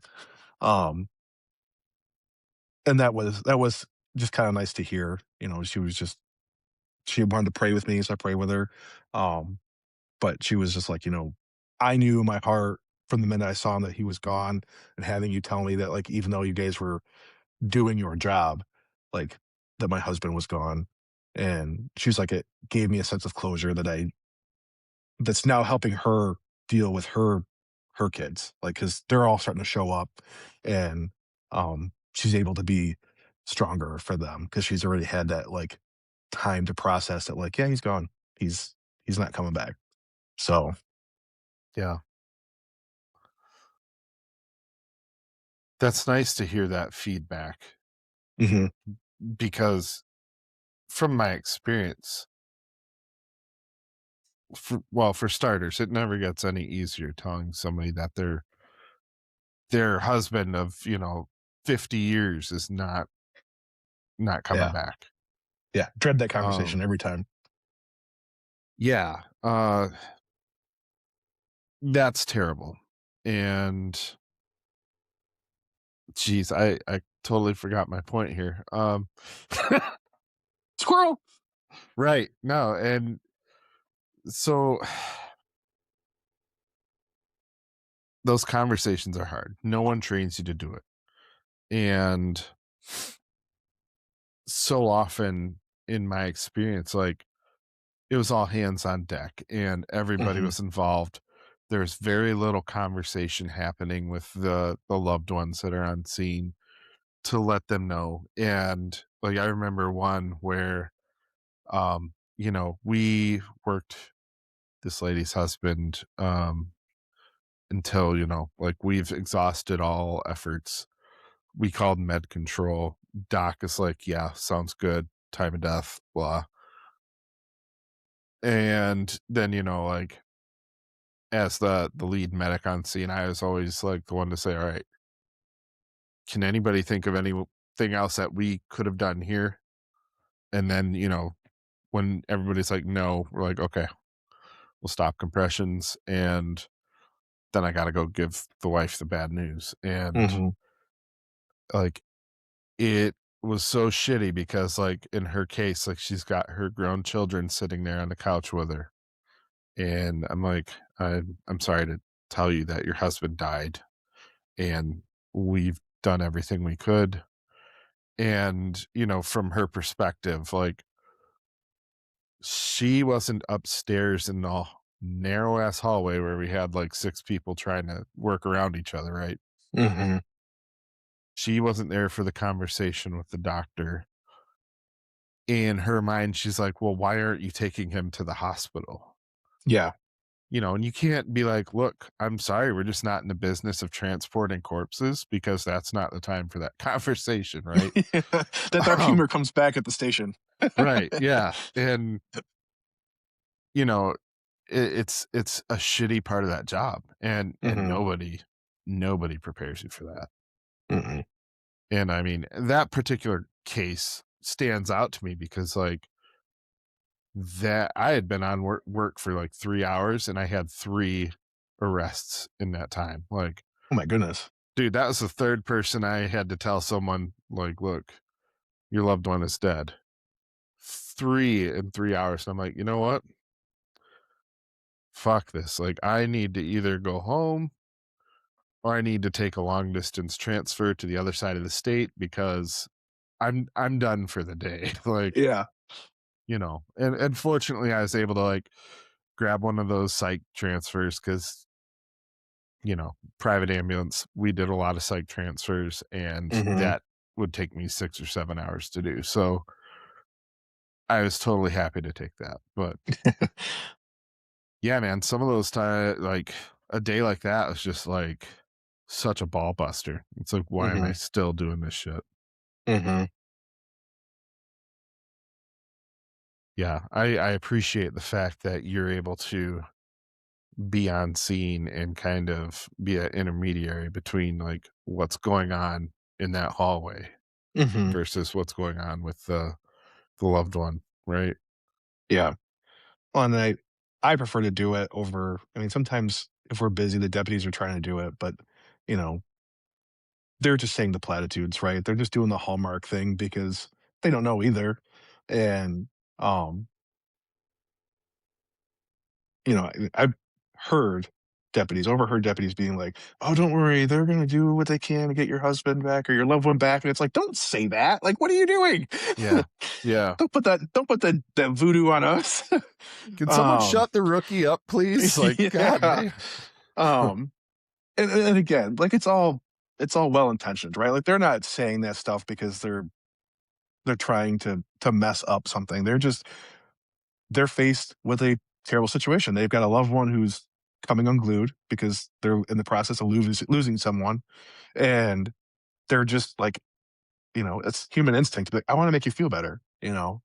And, um, I have to admit, I think that is definitely one thing I don't think we as humans in society today giving each other enough, credit for, and that is our ability to be strong. I think that, you know, we've kind of been so conditioned to be like, I've gotta, uh, worry about what you're thinking and you're feeling and try not to hurt your feelings instead of just being blunt in a polite way. You know what I mean? Yeah. With people about like what's going on and, the human resiliency to like receive that blunt information and process it appropriately in those terrible situations, I think kind of goes understated sometimes that everyone's like, oh, we gotta tiptoe around it. And I think so, like I said, I think a lot of times that tiptoeing causes more problems than it does any good. 100%. It, but that's like the almost like the knee jerk reaction for so many people. It's just like, I don't want to have this hard conversation. So, we're doing what we can. It's like, hey, listen, we have all the exact same things that ER does as far as resources for this situation. We are doing everything that they would be doing. Things are not looking good. Your heart has their heart's not beating still, or whatever the case is, right? Um, Now, if that changes, be like, hey, we're gonna go to the hospital because we were able to get pulses back. Understand that it's still a very long road, and just because we're going to the hospital with your loved ones, heart come back does not mean that they're going to wake up. Does not mean that you're ever going to be able to speak to them again. Um, so prepare yourself for that. You might get to the hospital and he might be in the hospital today, or I keep saying he, but it could be, anyway, but uh, your loved one could be in the hospital for 2 months upstairs in the ICU. And then the doctors might come tell you, hey, they're brain dead. Like they had a cardiac event, they were hypoxic for too long, whatever the case is. Um, I mean, our discharge rates as a nation from the hospital following a cardiac event are low. period. Oh yeah. Like, Oh yeah. um, and a lot of that is, you know, some stuff I think we probably could do to increase that, but a lot of that is just like, when it's your time, it's your time, and there's nothing we're gonna do about that. Um, as cliche as that is to say. Yeah. No, you're right, but that's just the reality of the thing. Mhm, And, it doesn't make any of it easier. And, you gotta think about those depths trying to comfort somebody. mhm, Nobody trained them how to tell someone their loved one's dead or dying. Like, there's a bunch of untrained people out there trying to do stuff that nobody was trained to do. Nobody wants to do it. mhm. Um, like your best hope, I think, as a medic on scene is like, please God, let the victims advocates get here before this Oh, thing yes. goes south because those people are saints. They are out Oh, here yeah. doing all that like awkward stuff that we just don't have the capacity to deal with most times. Mhm.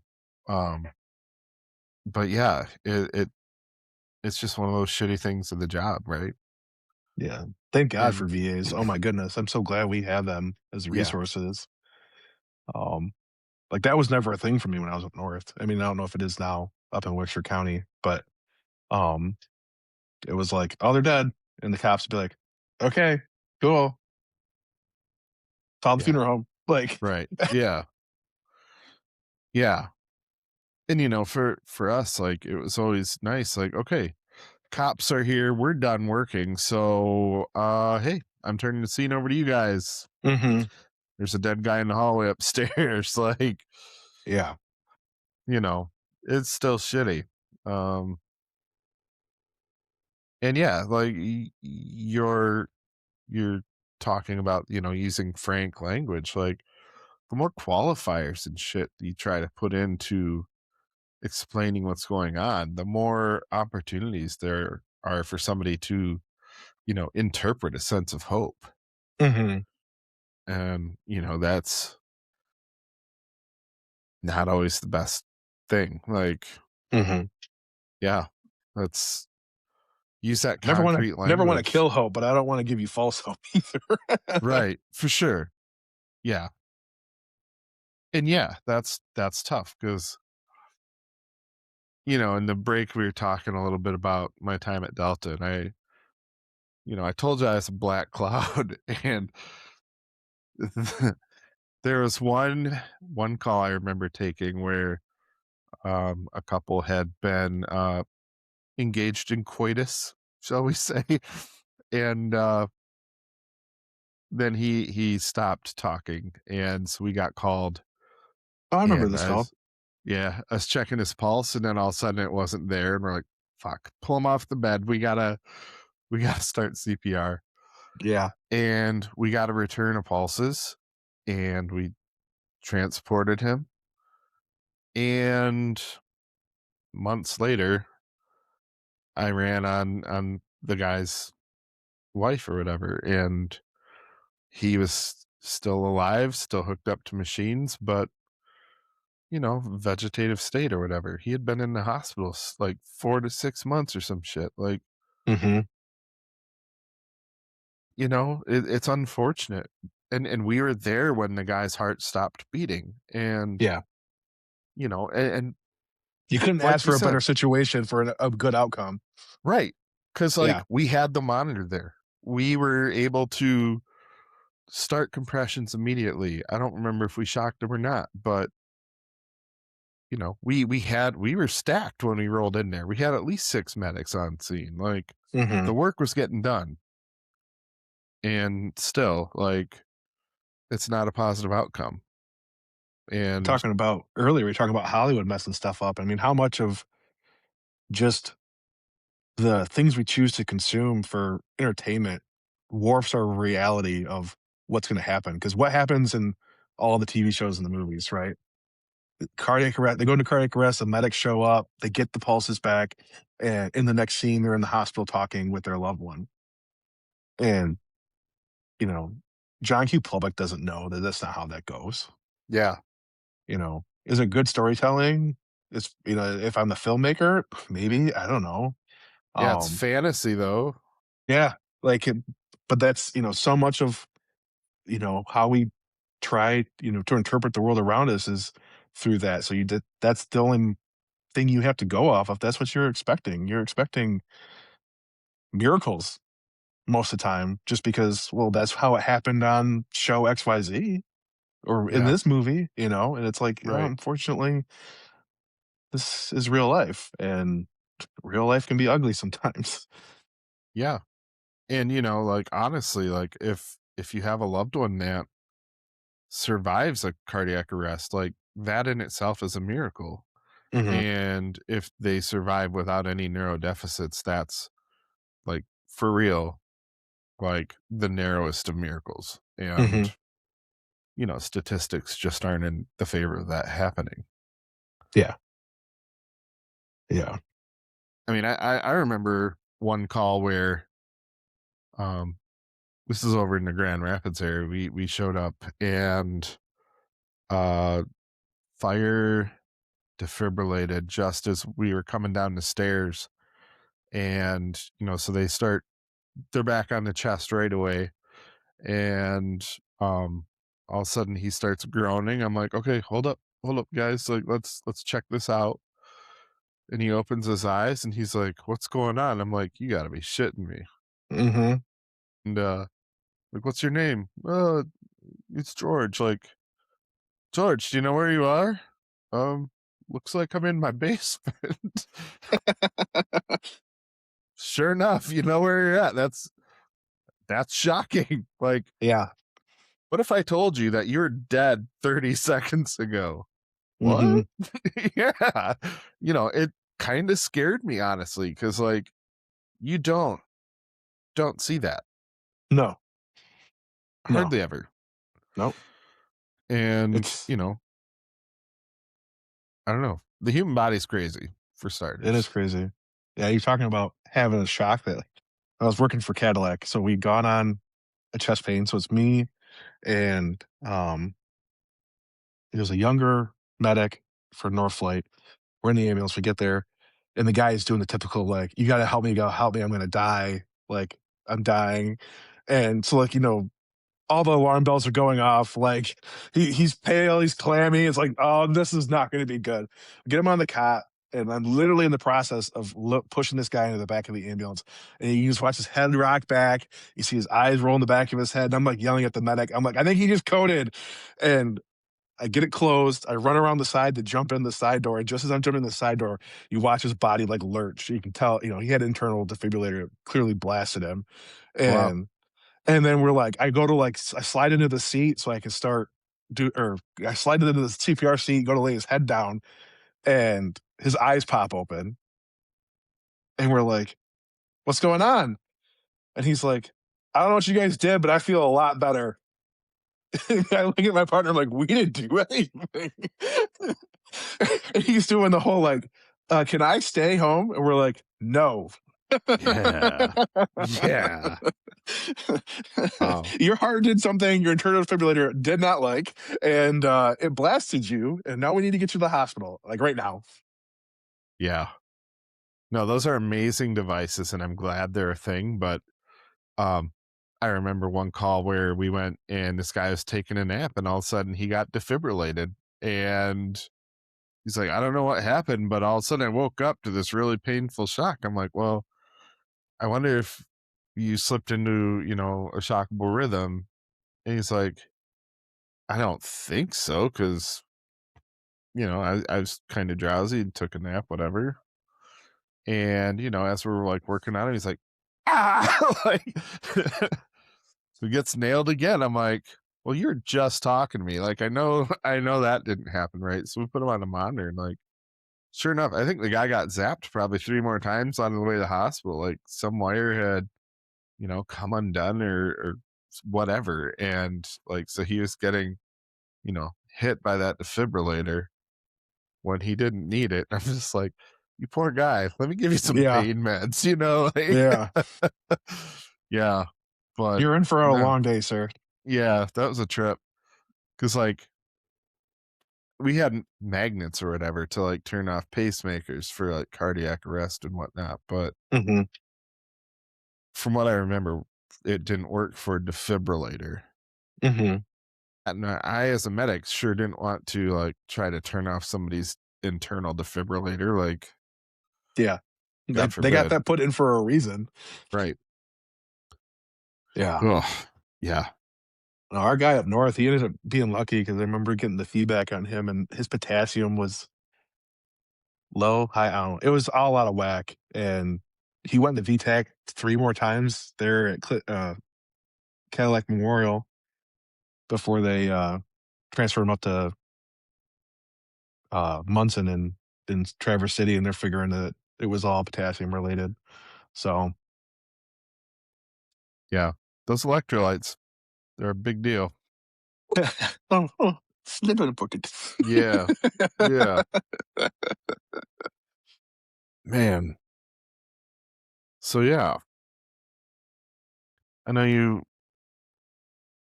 I know earlier you mentioned, you haven't seen anybody. You're still trying to, like, cope with all the shit that you experience, and yet you're still trying to do your part to make sure that the people under your charge are getting access to the resources, they're getting the support they need at the station. Um, what do you think was the turning point for you? Where did you realize, like, this job really is taking its toll on me and it's changing my perspectives on things? Honestly, the biggest thing was my oldest. So, me and the wife, we have, everybody has relationship issues, right? So, like, for her to be like, "You're not acting the same, you're being kind of mean," it's like, "Ah, whatever, you're reading into things." Um, but we've always been really, really good about not dragging the kids into it. So, if we're gonna have a fight, we go upstairs, close the door, whatever. Not try to, don't talk ill about each other in front of the boys. And I was taking the boys to school, and the youngest got out. He ran inside, and the oldest is getting his bag. He's like, "Hope you have a good day, Dad. I'm sorry you're always mad all the time." And I'm like, "What are you talking about? I'm not mad all the time." So gets out of school, and it's like, "Buddy, why'd you say that?" He's like, "I don't know. You just always seem like you're upset about everybody for stuff." And I'm like, "Did you ever hear me?" He's like, "No." And it was like, so then it's like having to take that hard look. Like, why is at the time my 8-year-old asking me or saying sorry, apologizing of all things, right? Like nothing to do with you, dude. So, um, yeah, that was kind of the like, huh, I should probably try to figure some stuff out. And being a typical fireman, this doesn't affect me. I tried to muscle through it myself. Like, read some stuff, watched some YouTube videos, podcasts, whatever, and um, like, oh, I got this. I'm gonna cope. I'm gonna cope just fine. And then, then the wife's, I don't want to say nagging is a bad way to put it, but like her, like, hey, like, you're not okay, kept getting worse. And that was finally was like, then I started noticing okay, so you're putting all the dots together. And the kicker for me is when I came home and it was like, I love playing video games, I always have. And the boys are like, "Hey, you wanna play Mario Kart with us?" I'm like, "Nah." Like, really wanted to just go, like, sit at the wall and stare at nothing. And I felt very unmotivated, and I'm like, "Something's definitely wrong." Um, so I went and, like I said, I saw psychiatrist, psychologist, I don't know what the difference is. But did a bunch of tests, and I'm like, we'd recently had our the boys tested for ADHD because the oldest, his teacher had like it just said like, "Hey, I'm seeing some patterns." I'm like, "Well, typically it's got like a genetic component. Maybe one or it's me or the wife." I'm like, so I just kind of like tested to see. I'm like, plus I'm having like these like I have no motivation. Apparently I'm like grumpy all the time. I'm just kind of we can look at depression too. I don't have ADHD, so that's good. But that's when she was like, you know, she's like, "Yeah, you're definitely depressed." And then they ran more tests, and that's when she's like, "I don't think you have PTSD." but you're definitely messed up. Cool. Like, cool. Uh, so, and I think he kept saying, "So we don't seem to have any negative coping mechanisms." I'm like, "Yeah, you're right. I don't drink. I don't do anything, but if I don't have 1,000 milligrams of caffeine coursing through my blood at any given time, I am a very unhappy person to be around." Mm. I don't know about you, but that sounds like a negative coping mechanism to me. I well, I mean, in the scale of coping mechanisms, it could certainly be worse, at least you Yeah, don't have a real problem with hookers and blow, right? Like this is true. This is true. Um, but yeah, and like so I've tried to be more intentional, start praying a lot more. Um,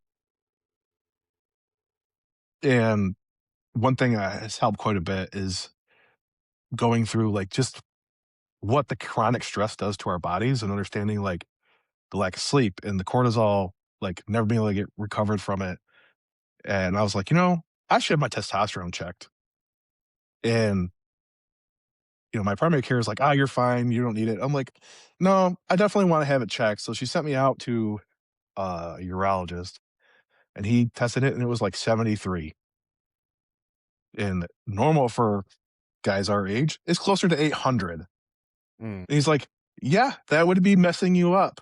And so I've been on, not replacement, I've been on, good grief, what's it called? En- Enclomiphene. I think Clomid's like the brand name or whatever. okay. Essentially, it like basically tells your balls to be like, "Hey, you got a job to do. Wake up." Gotcha. Okay. um, and my testosterone came back up, and um, that has helped quite a bit. I've actually been able to like sleepish at night.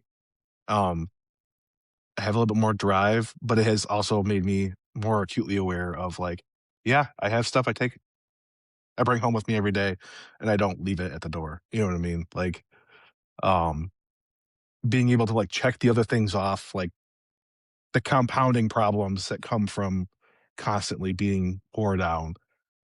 It's like, okay, I got to find a way to deal with this other stuff. So, on my journey to try to be where I was, I don't want to say 15 years ago when I started at Delta, because I don't want to say it goes back that far, but you probably get back to like 5 years ago.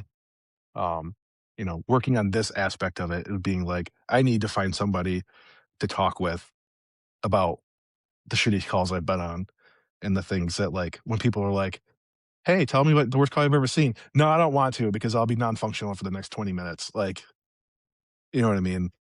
Um, and so now it's been that process of trying stuff out. I've talked to 2 different therapists so far. Like I said earlier, I haven't found one that I connect with, which is important, um, to me. I don't know.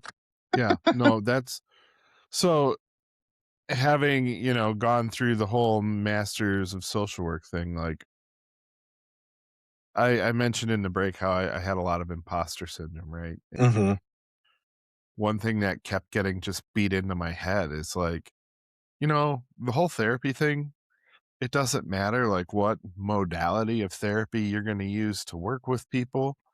They said most positive outcomes are dictated by what they call the therapeutic alliance. And that's like mhm, the relationship between the therapist and the client. And if you're able to have a good quality relationship there where it's like there's trust and understanding, mhm, that is going to go so much further for, having a positive outcome from that therapy experience than any, fancy, you know, highbrow book you might have read on this is how to fix people's heads. Cause, mhm. at Make your the, bed, you'll be fine.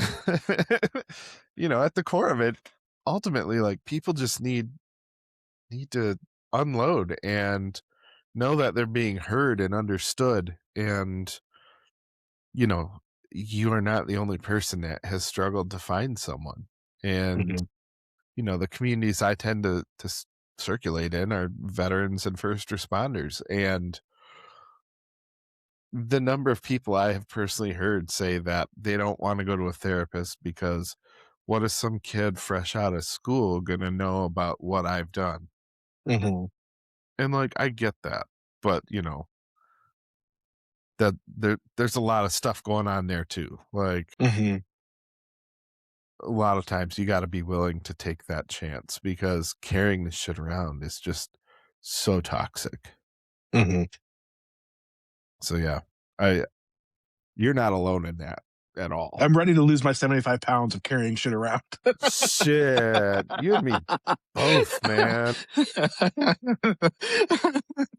Yeah. Uh, No, it's hard, man, and, that cortisol is a huge part of that, and, you add that and, a 1,000 milligram caffeine habit, that's not helpful. no, it's not. Um, yeah, there's a lot of stuff that, plays back into, like, the mental health, and Mhm. I know in my case, like, I found that terrible mental health has that physical effect too, Mhm. where my physical health started to suffer. And like, that sometimes you just have to get out and like go for a walk, just do the damn thing. But like my mental health is like a barricade to that. Like, Yeah. I don't want to leave my front door, Mhm. much less try to walk. And then, Yeah. like I've torn my body up so much that like, oh, I can go walk, but I'm gonna be crippled in 15 minutes. Like, Mhm. might need to call somebody to give me a ride home. Like, it's pathetic. Mhm. And that feeds back into like this negative mental health space.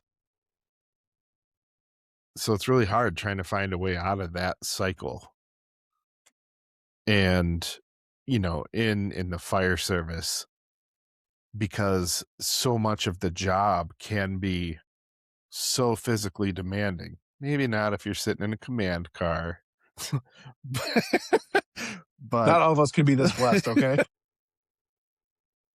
but still, it is a very demanding job, and if we're not addressing the mental health issues that come up because of the job, we are really just doing a disservice for the guys and gals that you know come in every morning and put on that uniform.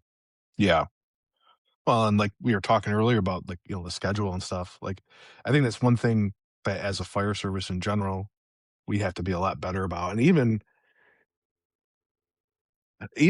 the private EMS side, like we've got to find a way to make sure people when they leave work have the ability to fully decompress, whatever that is, right? Like we have just been like, it's fine, keep send them back, they're good.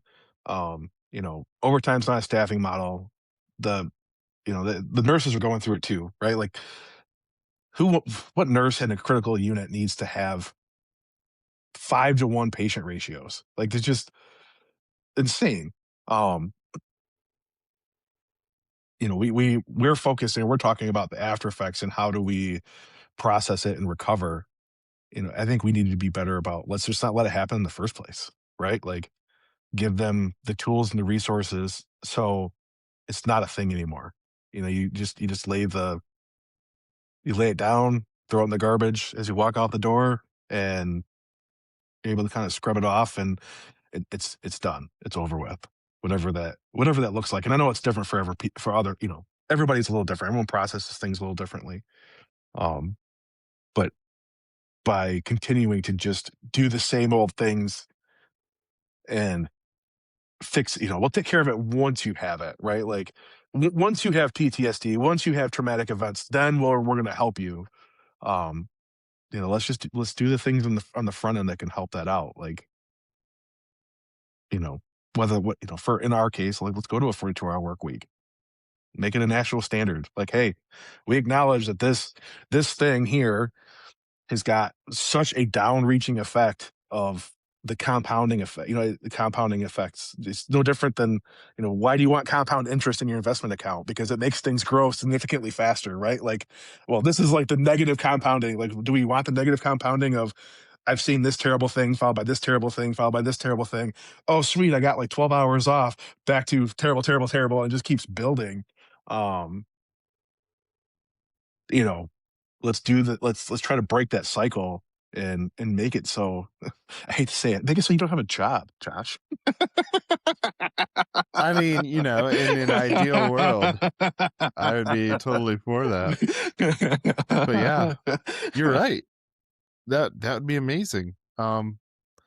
But sadly, I think so much is just dictated by money. 1,000%. And I mean, I feel like more in the private EMS side, like it is built on a system of like, we know that these medics are disposable or essentially disposable. Mhm. Like That's how you're treated for sure. they have an expiration date and, we're gonna wear them down to, a quivering mass before they hit that expiration date. Mhm. And, I think when I started, I heard that, the life not life expectancy, but like the career expectancy, like they expect you to burn out in 3 years and Mhm. then they'll just hire more. And, What it's a really terrible business model. frustrating. Oh, it's great for them because they don't have to keep paying like raises and shit to like keep convincing people to stay on longer. Yeah. But there's also it's how who probably results in more lawsuits due to, negligence, not necessarily negligence, I would put it, but like some sort of mistake, right? Is it the guy you just hired who's got no experience or the guy who's been around long enough to know that like, hey, I don't do that?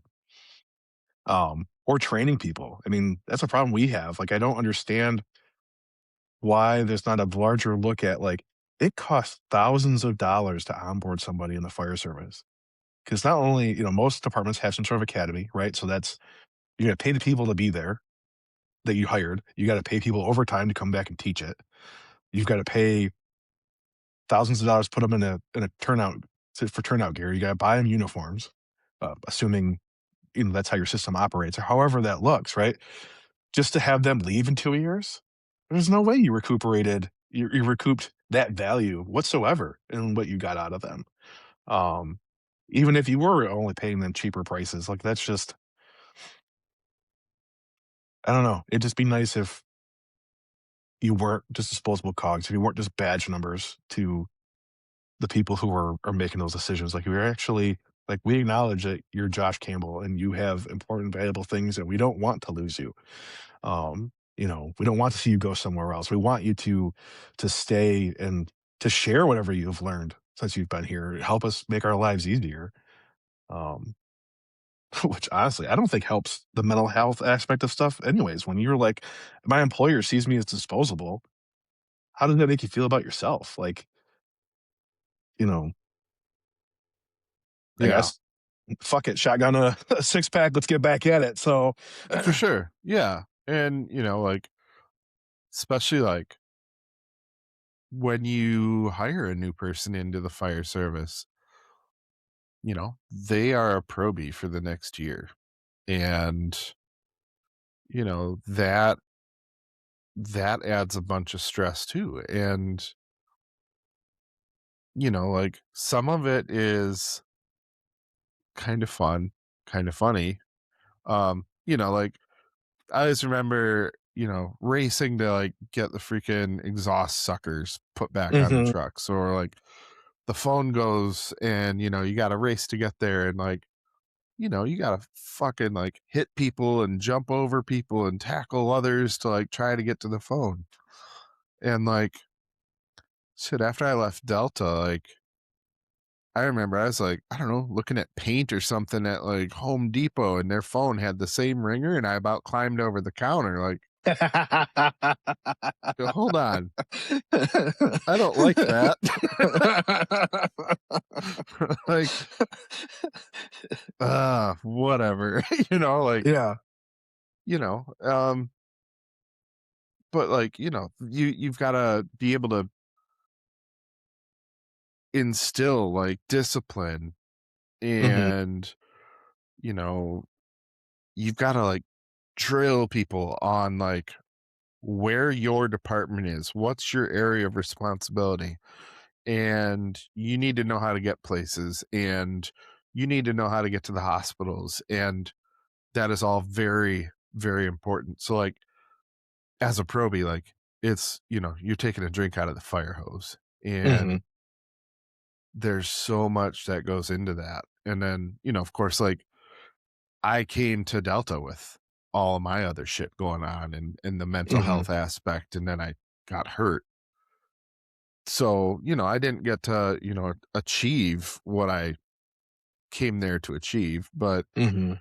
um, yeah, it's a process and it does cost money. And for my part of it, like, it sucks that, I turned into a statistic, but, if that helps, like, help somebody, like, steer the ship toward, a better way at, like, getting and maintaining a workforce and, you Mhm. know, keeping keeping mental health issues, like, in check and giving people the support and, just the comfort of knowing they have a place or a person to be able to, kind of rerun the play and, like, figure things out and process it, like, that's huge, Mhm. but it's tough to get there. Yeah. I think I will say that, we talked earlier a little bit about what things that are going well, and, East Lansing's got a great thing, but I think as a culture, just coming back to the station and recognizing that, like, oh, um, we went on this call and, uh, whatever, Bob's kid's that age, goes to that school, you know what I mean? And like, "Hey, are you good?" Like, and then, like, and if he doesn't wanna talk, let's say in at the kitchen table, pulling him in the office and being like, "It's okay. Like, tell me how you're feeling, you know, do you wanna go home?" I mean, I remember having a call where we, uh, we got called for 4 years old, girl, not breathing. Get there, deputies are doing start CPR, it's like a split level, so you have, like, the 6 steps going up, whatever, so break the front door, they're doing CPR right at the top of the steps, and, it's one of those ones where, like, she had lividity. Like, you walk in, like, "Why are we doing CPR?" Like, she is clearly gone. Grandma's there babysitting. Grandma's losing her mind. And the story, what we kind of pieced together was she had a history of seizures. Grandma put her down for a nap, and it looks like she had a seizure in the bed and happened to be face down. She vomited and then, like, basically suffocated herself in her own vomit. Um, and So we get done running this whole call, right? Like you have all the mom and dad come home, which was a whole nightmare in and of itself. And, they come home while we're doing CPR. And the whole time I remember asking uh Beckwith like more than once, like, can we just stop? Like, she's clearly dead. Like, this is not helping anybody. I don't want to be doing this. Nobody wants to be doing this. But we worked the whole protocol all the way through. And we go to leave, and I had already called the captain as I'm sitting on the truck. And I'm like, "We're out of service. I'm going home. Like, I'm gonna swing by my house because I fortunate enough to live in the township. And on the way back to the station, we're gonna be out of service for 20 minutes. Like, I'm going home and getting a hug from my kids. Like, you know what I mean? Like, luckily, had a captain who was like, absolutely, do what you fucking need. Um, but hell, 20 years ago, that wouldn't have been the option. It would have been like, fuck you, get your ass back here to the station. You know what I mean? And just suck it up. It's like, no, I'm gonna go home and I'm gonna take 20 minutes out of my day, out of our day, to put me down for sick time. I don't give a shit. I'm gonna make sure that I'm gonna hug my kids so I can reassure myself, like, yep, they're still here. We're good. Um, so I can come back to work and do what I need to do. Um, and sometimes, that's acceptable. Like luckily, we had this conversation recently in one of our last Chiefs meetings, and the township has been pretty good. They don't want it being used on a everyday basis, right? But like if somebody needs something, they're like, just send them home. Like put them on the admin time, send them home. Um, we don't want to, if it becomes like a recurring thing, then they'll have to discuss, like utilizing some sort of benefit time, whether it's sick time or vacation time. But at least I have that option as a battalion chief to be like, hey, you guys hit a shitty call. I know this is hitting hard to go home, hitting you hard.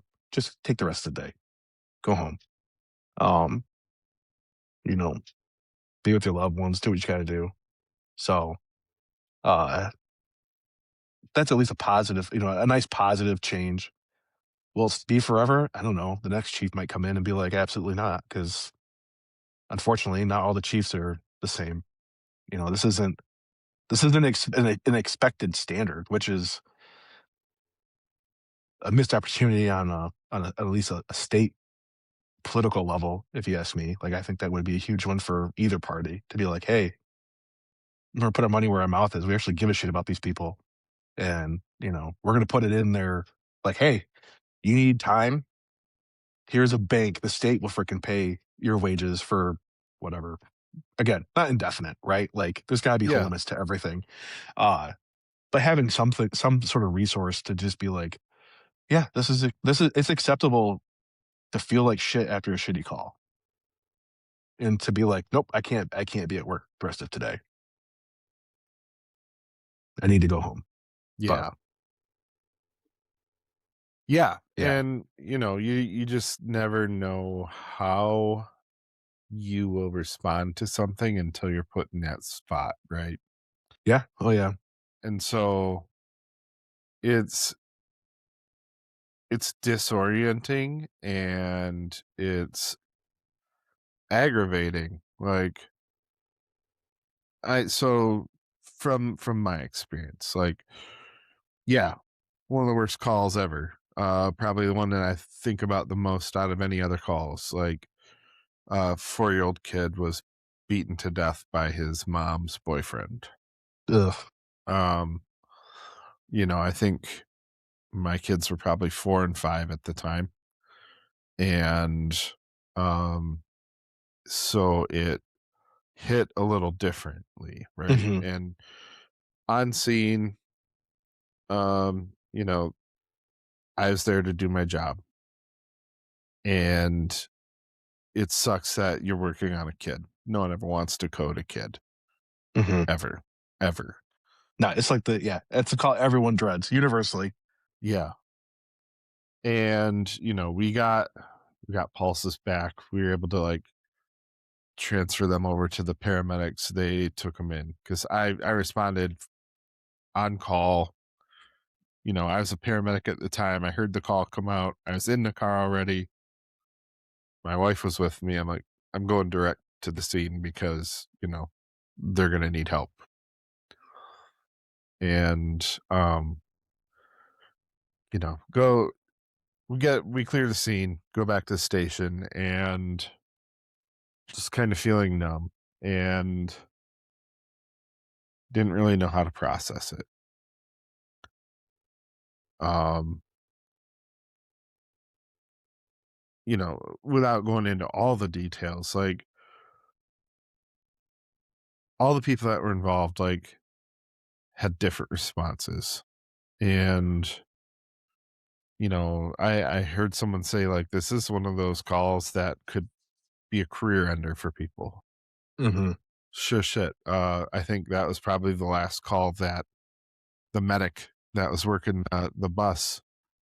I think that was his last one. I hmm don't know that he ever came back to work after that. Um, it kind of started a downward spiral for me. hmm And, that was the call that introduced me to like what a flashback is. Yeah.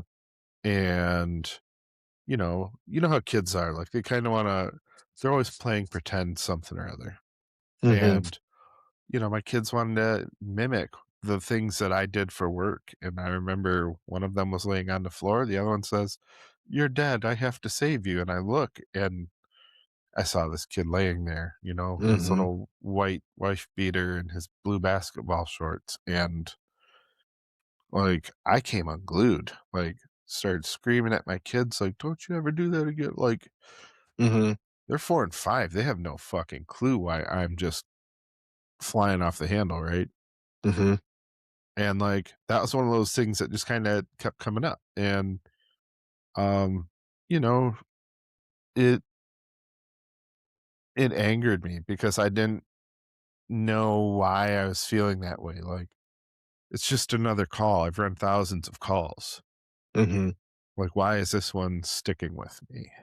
Mhm. Why can't I control my shit? Like, the next day I was back at work and I was on the ambulance and I went and ran one call and realized, like, I'm not sure what I'm doing.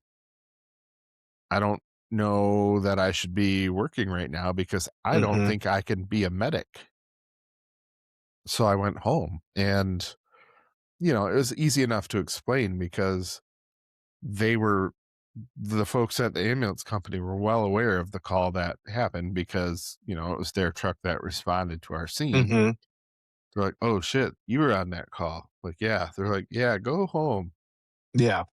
Um, and from my wife's perspective, she is in the car in front of the place while they got the kid. We got pulses back. They brought the kid to the children's hospital. Um, my wife was an OR nurse at the children's hospital.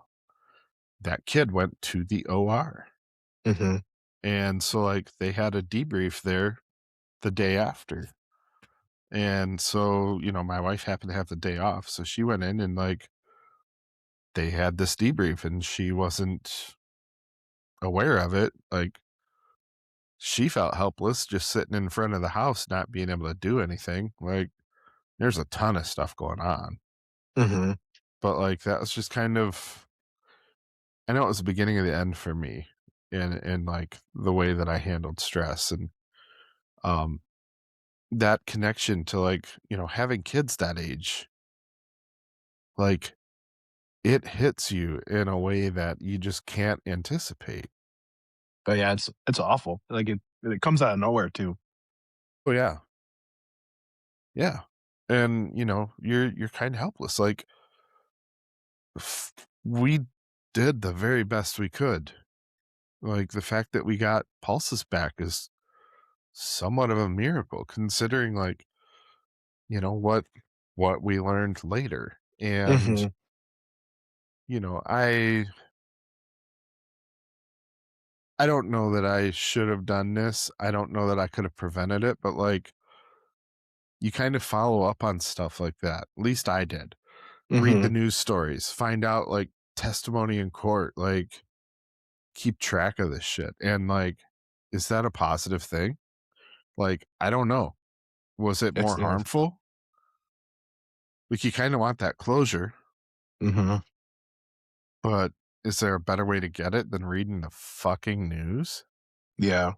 There should be. Well, even if you even, following the cases and stuff like that can be such a double-edged sword because like you kinda have this investment, right? Like,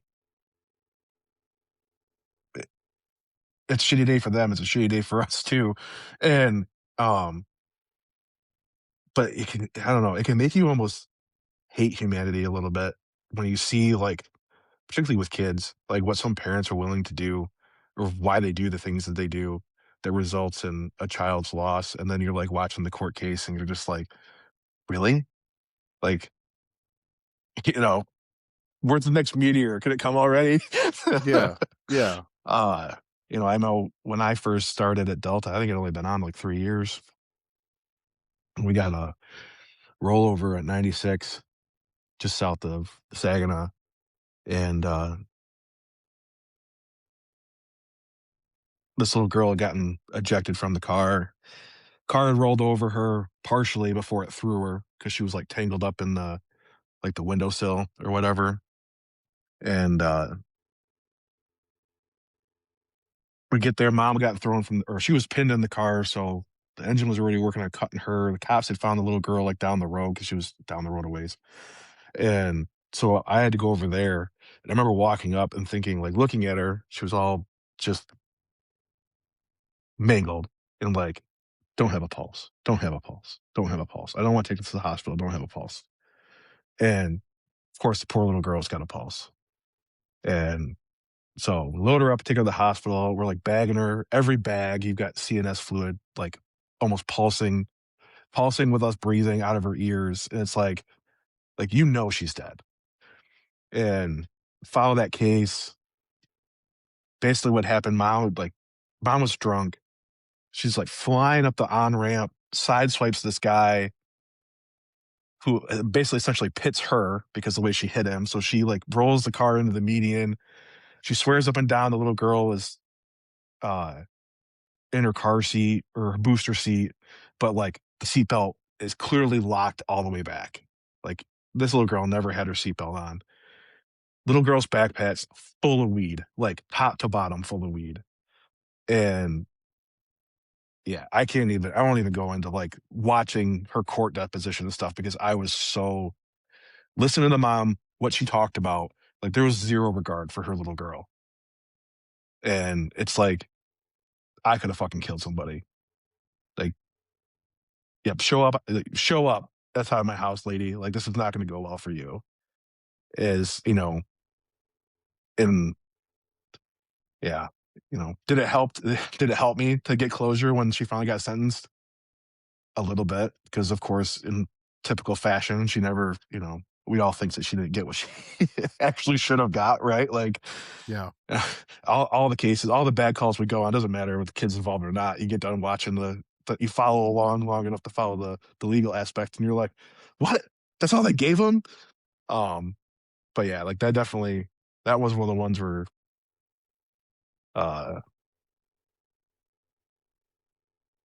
it was like, yep, we can just be done. Just smite us all now. Like we clearly don't deserve to live anymore as a human race, like that we would be so callous to our own offspring. But Right. Yeah. And, like, I guess from my experience, like, in the case of that kid, his mom and boyfriend both ended up in prison. I'm sure neither one of them got enough time, in my opinion. But the other thing is, there's never an answer to the why question. You'll never get one. And I think a lot of times, like, at least for me, I feel like that was kind of the closure that I really need. Like, why would you allow this to happen? yeah, And, it's because people are fucking super shitty. And, yeah, so I guess that's where a lot of my hatred for people comes from. And, hmm you know, um, it's tough and you're expected to keep showing up. Yeah. I don't know, man. Like, there's always going to be stuff going on and we always going to need, people to respond to it. But I guess, part of the whole point behind this is like, I want to help foster change in the culture of, fire, EMS, hmm military. And, it's kind of tilting at windmills because they're all big systems and I'm just one dude. Uh, hmm but, like in all of those areas, it's like, it used to be a very much eat your young mentality. hmm And, that's the generation of folks that they'll stuff that shit down for an entire career.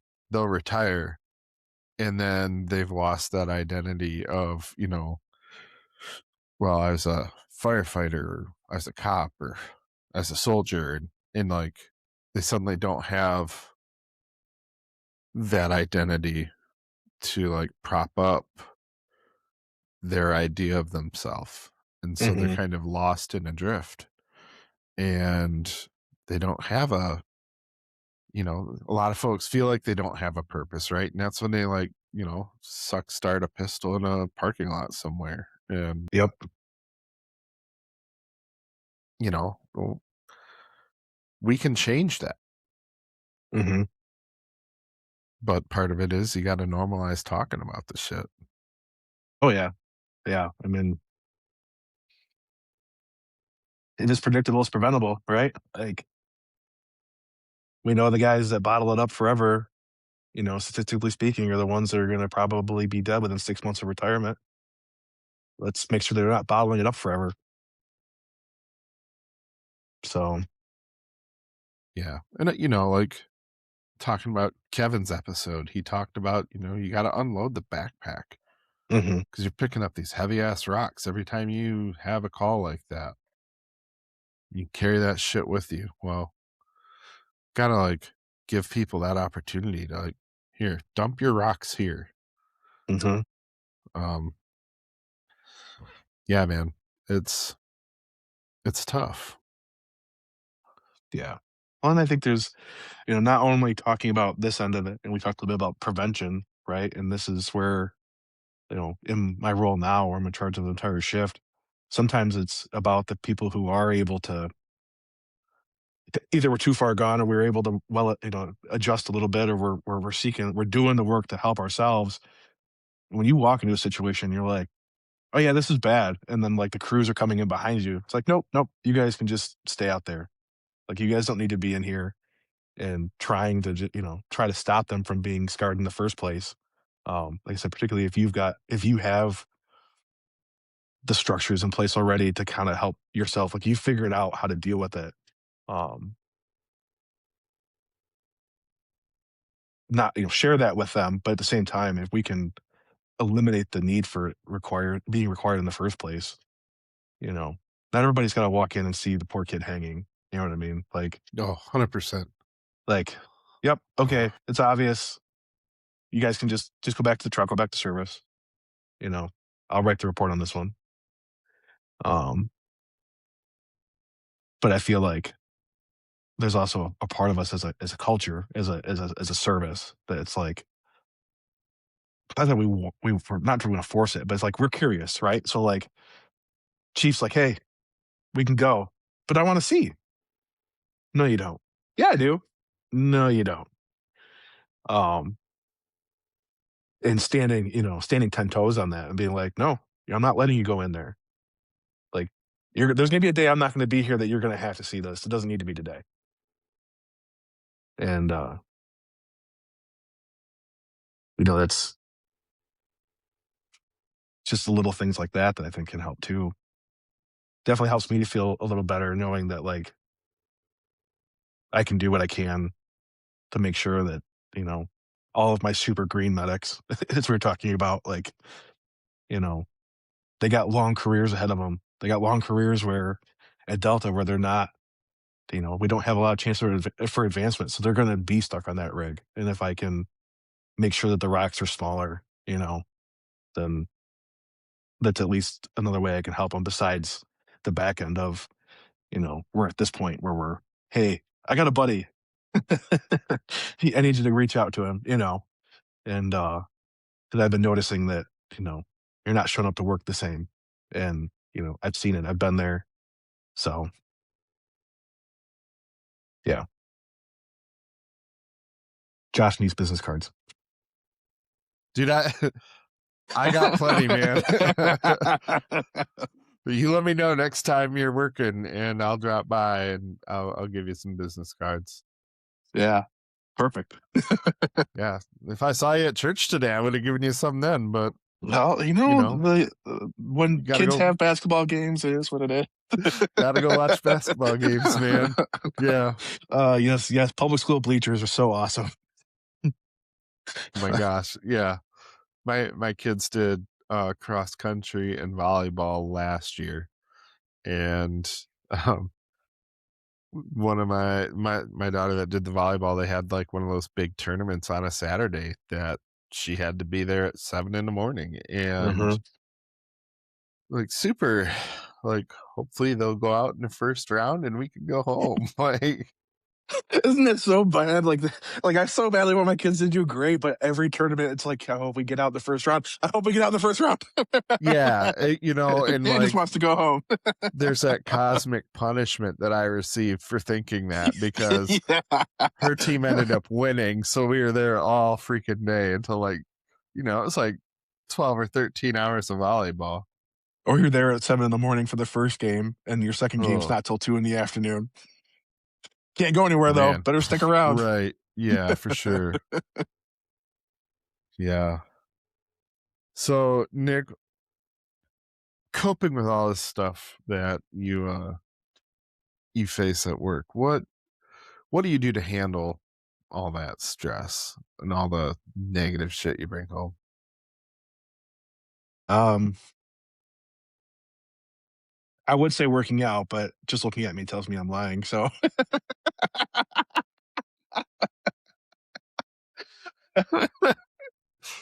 I'm with you. uh, no, but no, physical activity in general is good. Like I love just getting out and whatever sports my boys are into. Like I grew up playing soccer. I coached soccer for a while when I first got out of high school. So I love putting the cleats on and going outside and kicking the ball around with them. Um, as stupid as it sounds, being completely alone while I'm hunting, like I love taking my kids hunting because they got me into hunting. But if I get a chance to go out by myself, there's definitely something very therapeutic about sitting there and just listening to nature do its thing. And that's the time that and it's also nice because I'm alone, right? So if I'm thinking about shit that happened before and I have to have an emotional moment, like, guess I'm not killing anything today. But it's Yeah. okay because it works out. And then um, honestly the biggest thing is like just being in the station on a good day, right? And like being willing to talk about it on a bad day. Like, yeah, man, I remember when I had this shitty call. And it's fewer and fewer people that actually can remember my shitty calls because there's not very many people left that have been there. Right. But Yeah. like the people that have, being able to, having at least the comfort with a couple of them and be like, hey, remember when we had this call? Oh yeah, I remember that. Yeah, for whatever reason, I thought about that the other day. It fucked me up, and that's a big one because it's sometimes it's just a matter of just talking about the incident and it being willing to acknowledge that like yeah, I know that call was 20 years ago, but it still gets to me, and having someone else be like, yeah, me too. Yeah. Um, not to feel feeling not alone about feeling like that. You know what I mean? Right. Is good, but my favorite thing is the hunting. It's being Yeah. alone. Yeah. And it's interesting because so yesterday I recorded an episode with one of my good buddies from the Army Reserves, and he had a really rough tour in Iraq. Mhm. He got to the point where like he's not willing to kill anything anymore, which I can relate to that because I was at that point myself, Mhm. and like I was also at a point where I had a real strong aversion to raw meat, and I did not want to cook because, you know, for a while there, I had this really strong connection between smelling the raw meat that's a human being Oh, who's yeah. like super fucked up and, this meat that I'm supposed to cook for my family. And like, Mhm. that was like, it was so revolting to me that I couldn't do it. Um, and, like, I feel like I'm getting back to a place where like I might be able to hunt in the right setting, right Yeah. context, Mhm. but like I haven't hunted for years.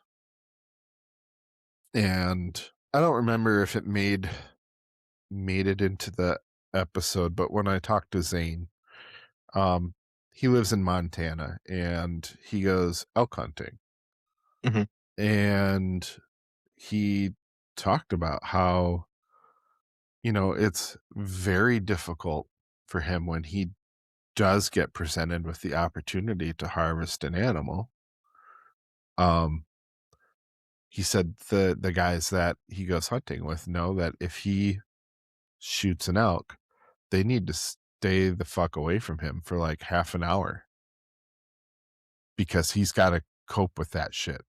Mhm. And um it's a very personal like place for him, and it's very very difficult, but like he says, I kind of like go through my process and then I'm okay. Mhm. And like for him too, like the practice of hunting, like everything's basically state land out there. Yeah. So you go anywhere and you have to walk.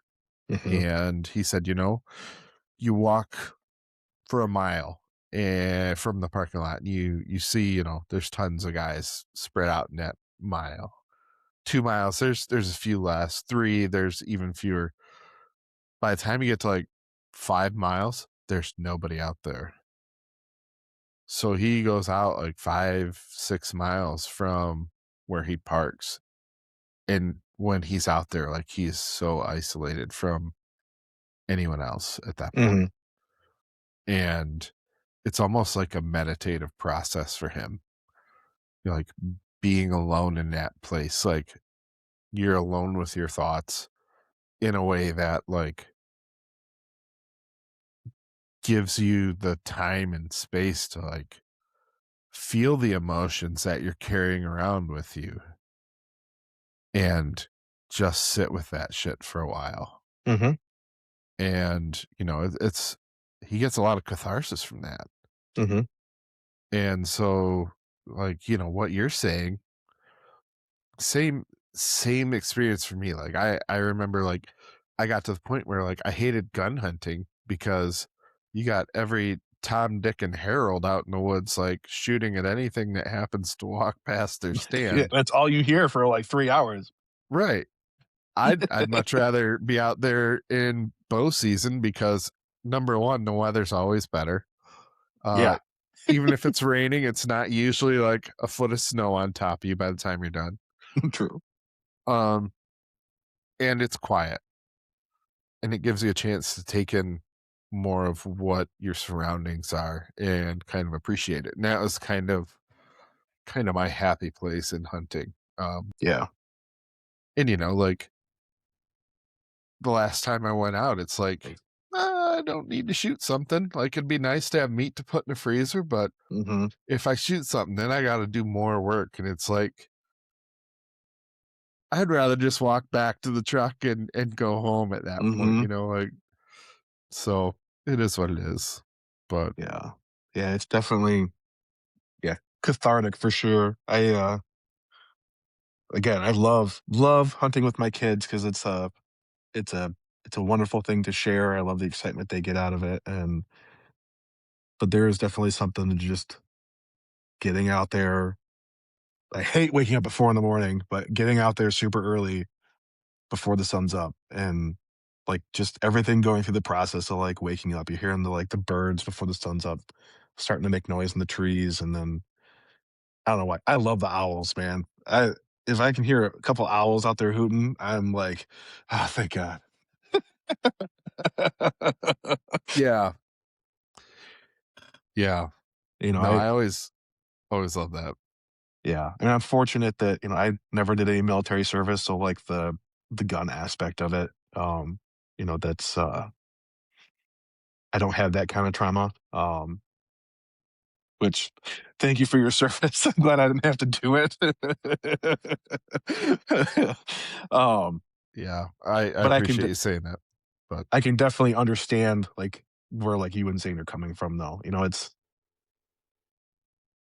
It's not that hard when we're all in similar professions to be able to put myself in your shoes and be like, "Yeah, I could see where that would totally suck."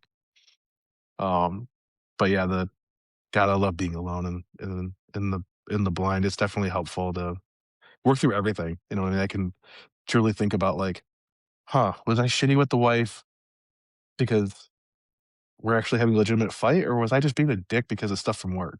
You know what I mean? And sometimes I come home and I'm like, "Hey, I'm really sorry about that. Like, I know I was kind of being an asshole earlier, and it wasn't your fault. Like, I had a couple bad calls, or something came up, something triggered me from a call before, whatever it is.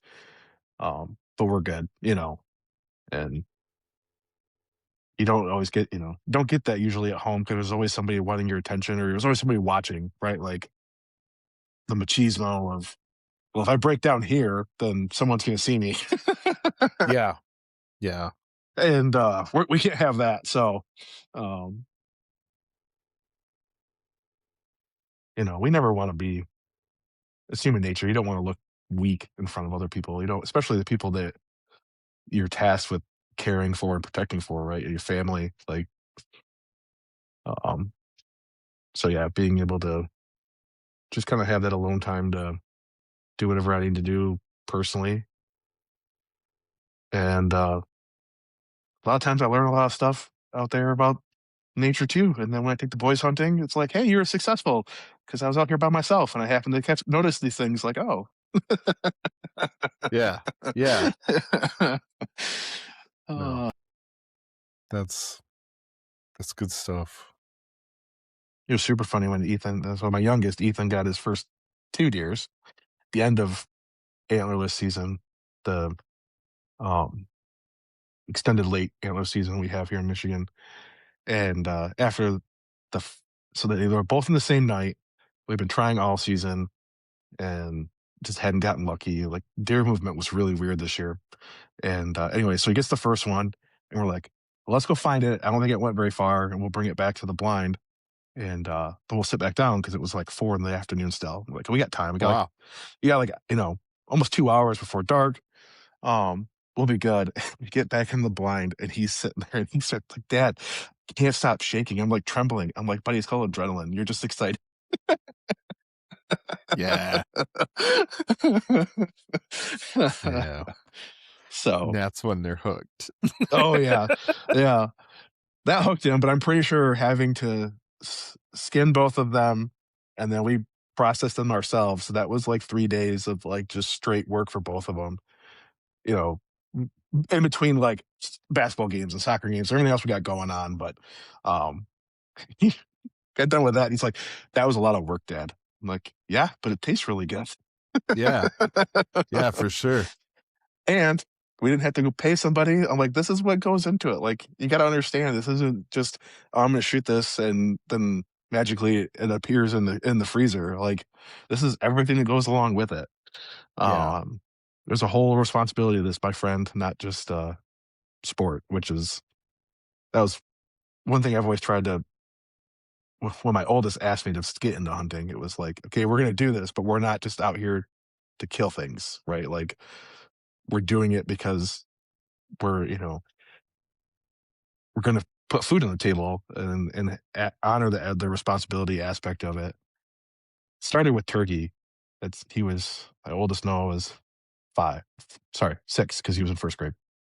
And he was like, I want to shoot Thanksgiving turkey. We're at Thanksgiving next year. I'm like, okay. So I did a bunch of research. We got into it. Didn't anything that first year, but ever since then, we have had one of our turkeys or meat from one of our turkeys every year for Thanksgiving since then, which has been kind of fun. So, That's awesome.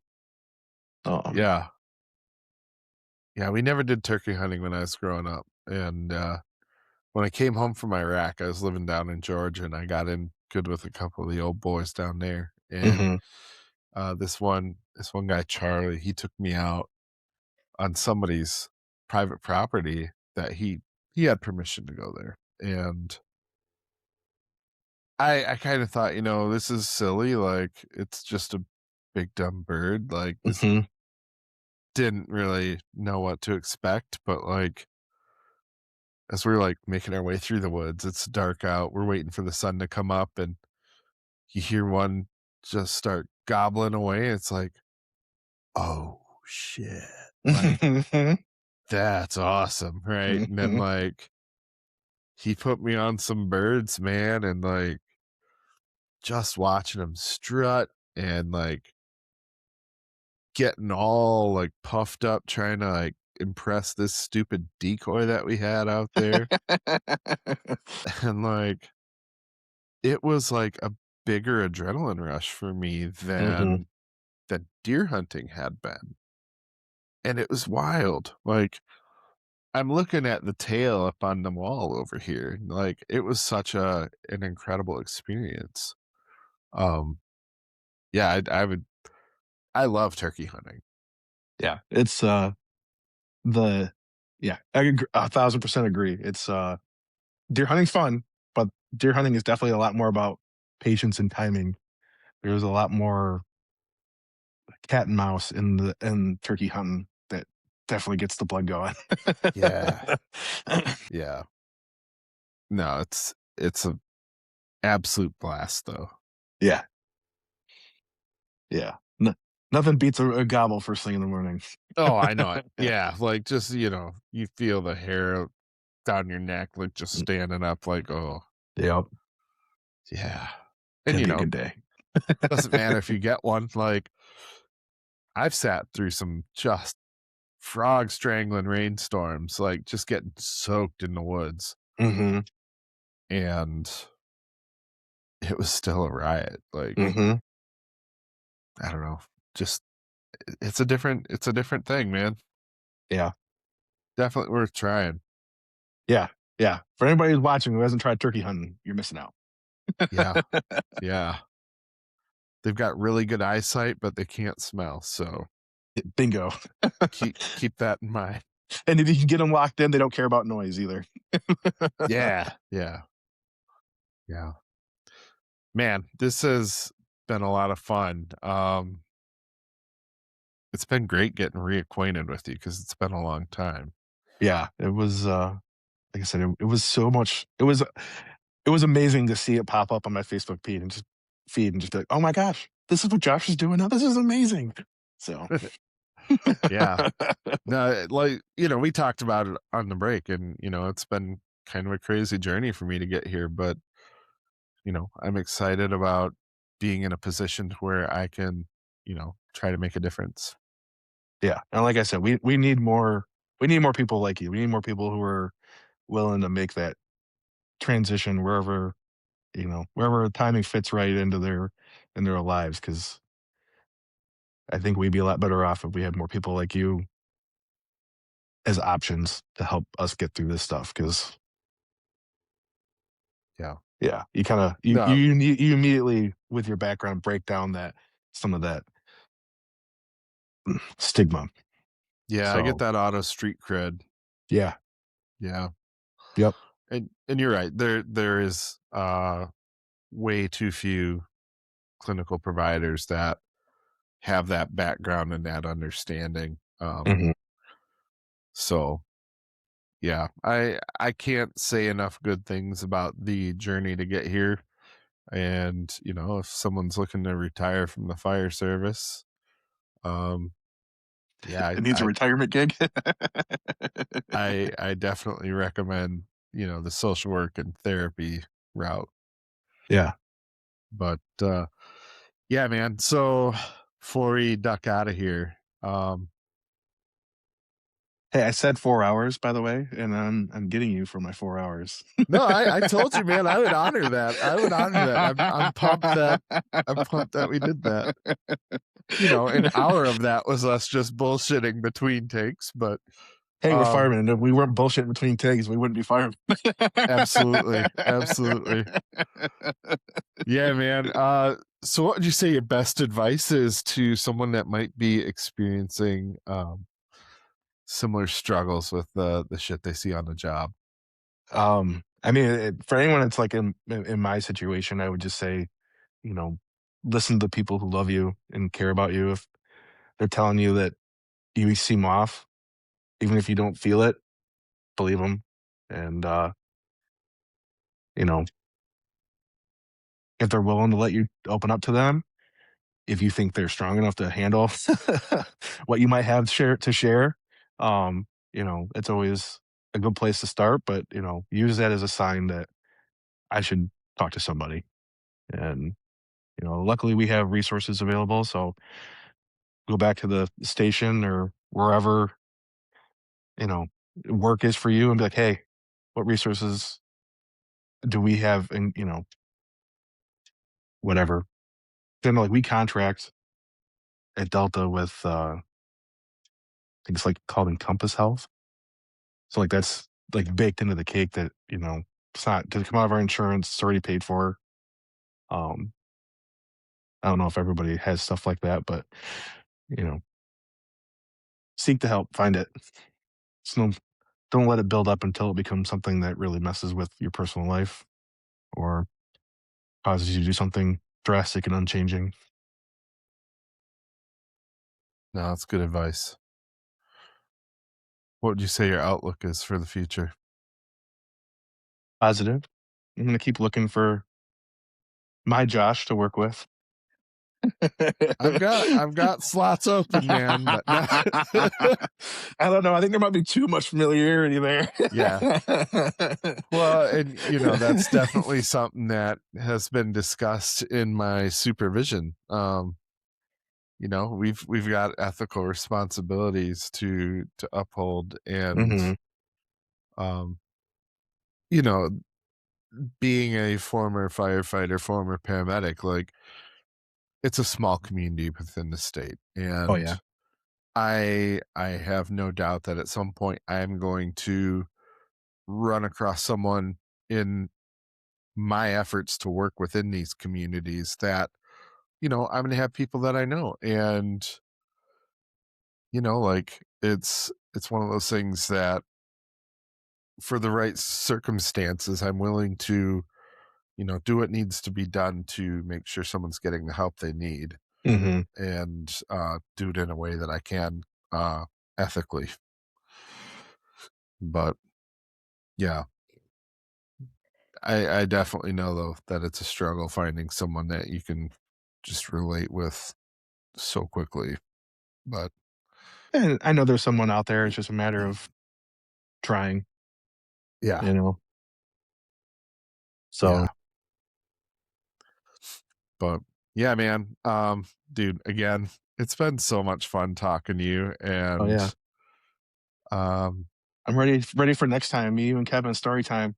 It's gonna be like a seven yeah, hour podcast.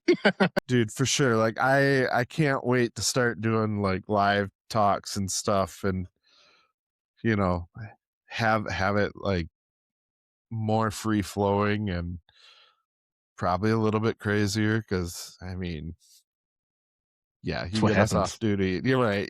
Yeah, yeah. That's what happens. For sure. But yeah, thanks again so much for, being willing to come on the show for starters, and then your willingness to be, vulnerable with me, and, who knows who else. Hmm. I really appreciate your insight, and I love that you're in a position where you can really be looking out for, a lot of new people. Try. Do my best. Yeah. Um but yeah, man. Uh let's meet up, man. Give me a call next time you're on shift, and not tonight, of course, going in to do No. your Yeah, I'm OT, gonna go work but my overtime in peace tonight. yeah. I don't need black clouds around. Yeah, right. No, if you're on shift tomorrow though, I might have to stop by and drop off some cards and whatnot. But You can try. We'll be in our employee retreat all day. no, whatever. Yeah, I'm not going to interrupt exactly. that. All right, Maybe I'll man. just have to come join you out and out by Portland. We can just go to the wagon wheel or something. Yeah, dude, we can totally do that. Yeah. All right, man. Well, dude, this has been great. Thanks again. And thanks for having me. Yeah. Anytime, man. I think that about does it for the show. Thanks for listening all the way to the end, and we'll see you next time.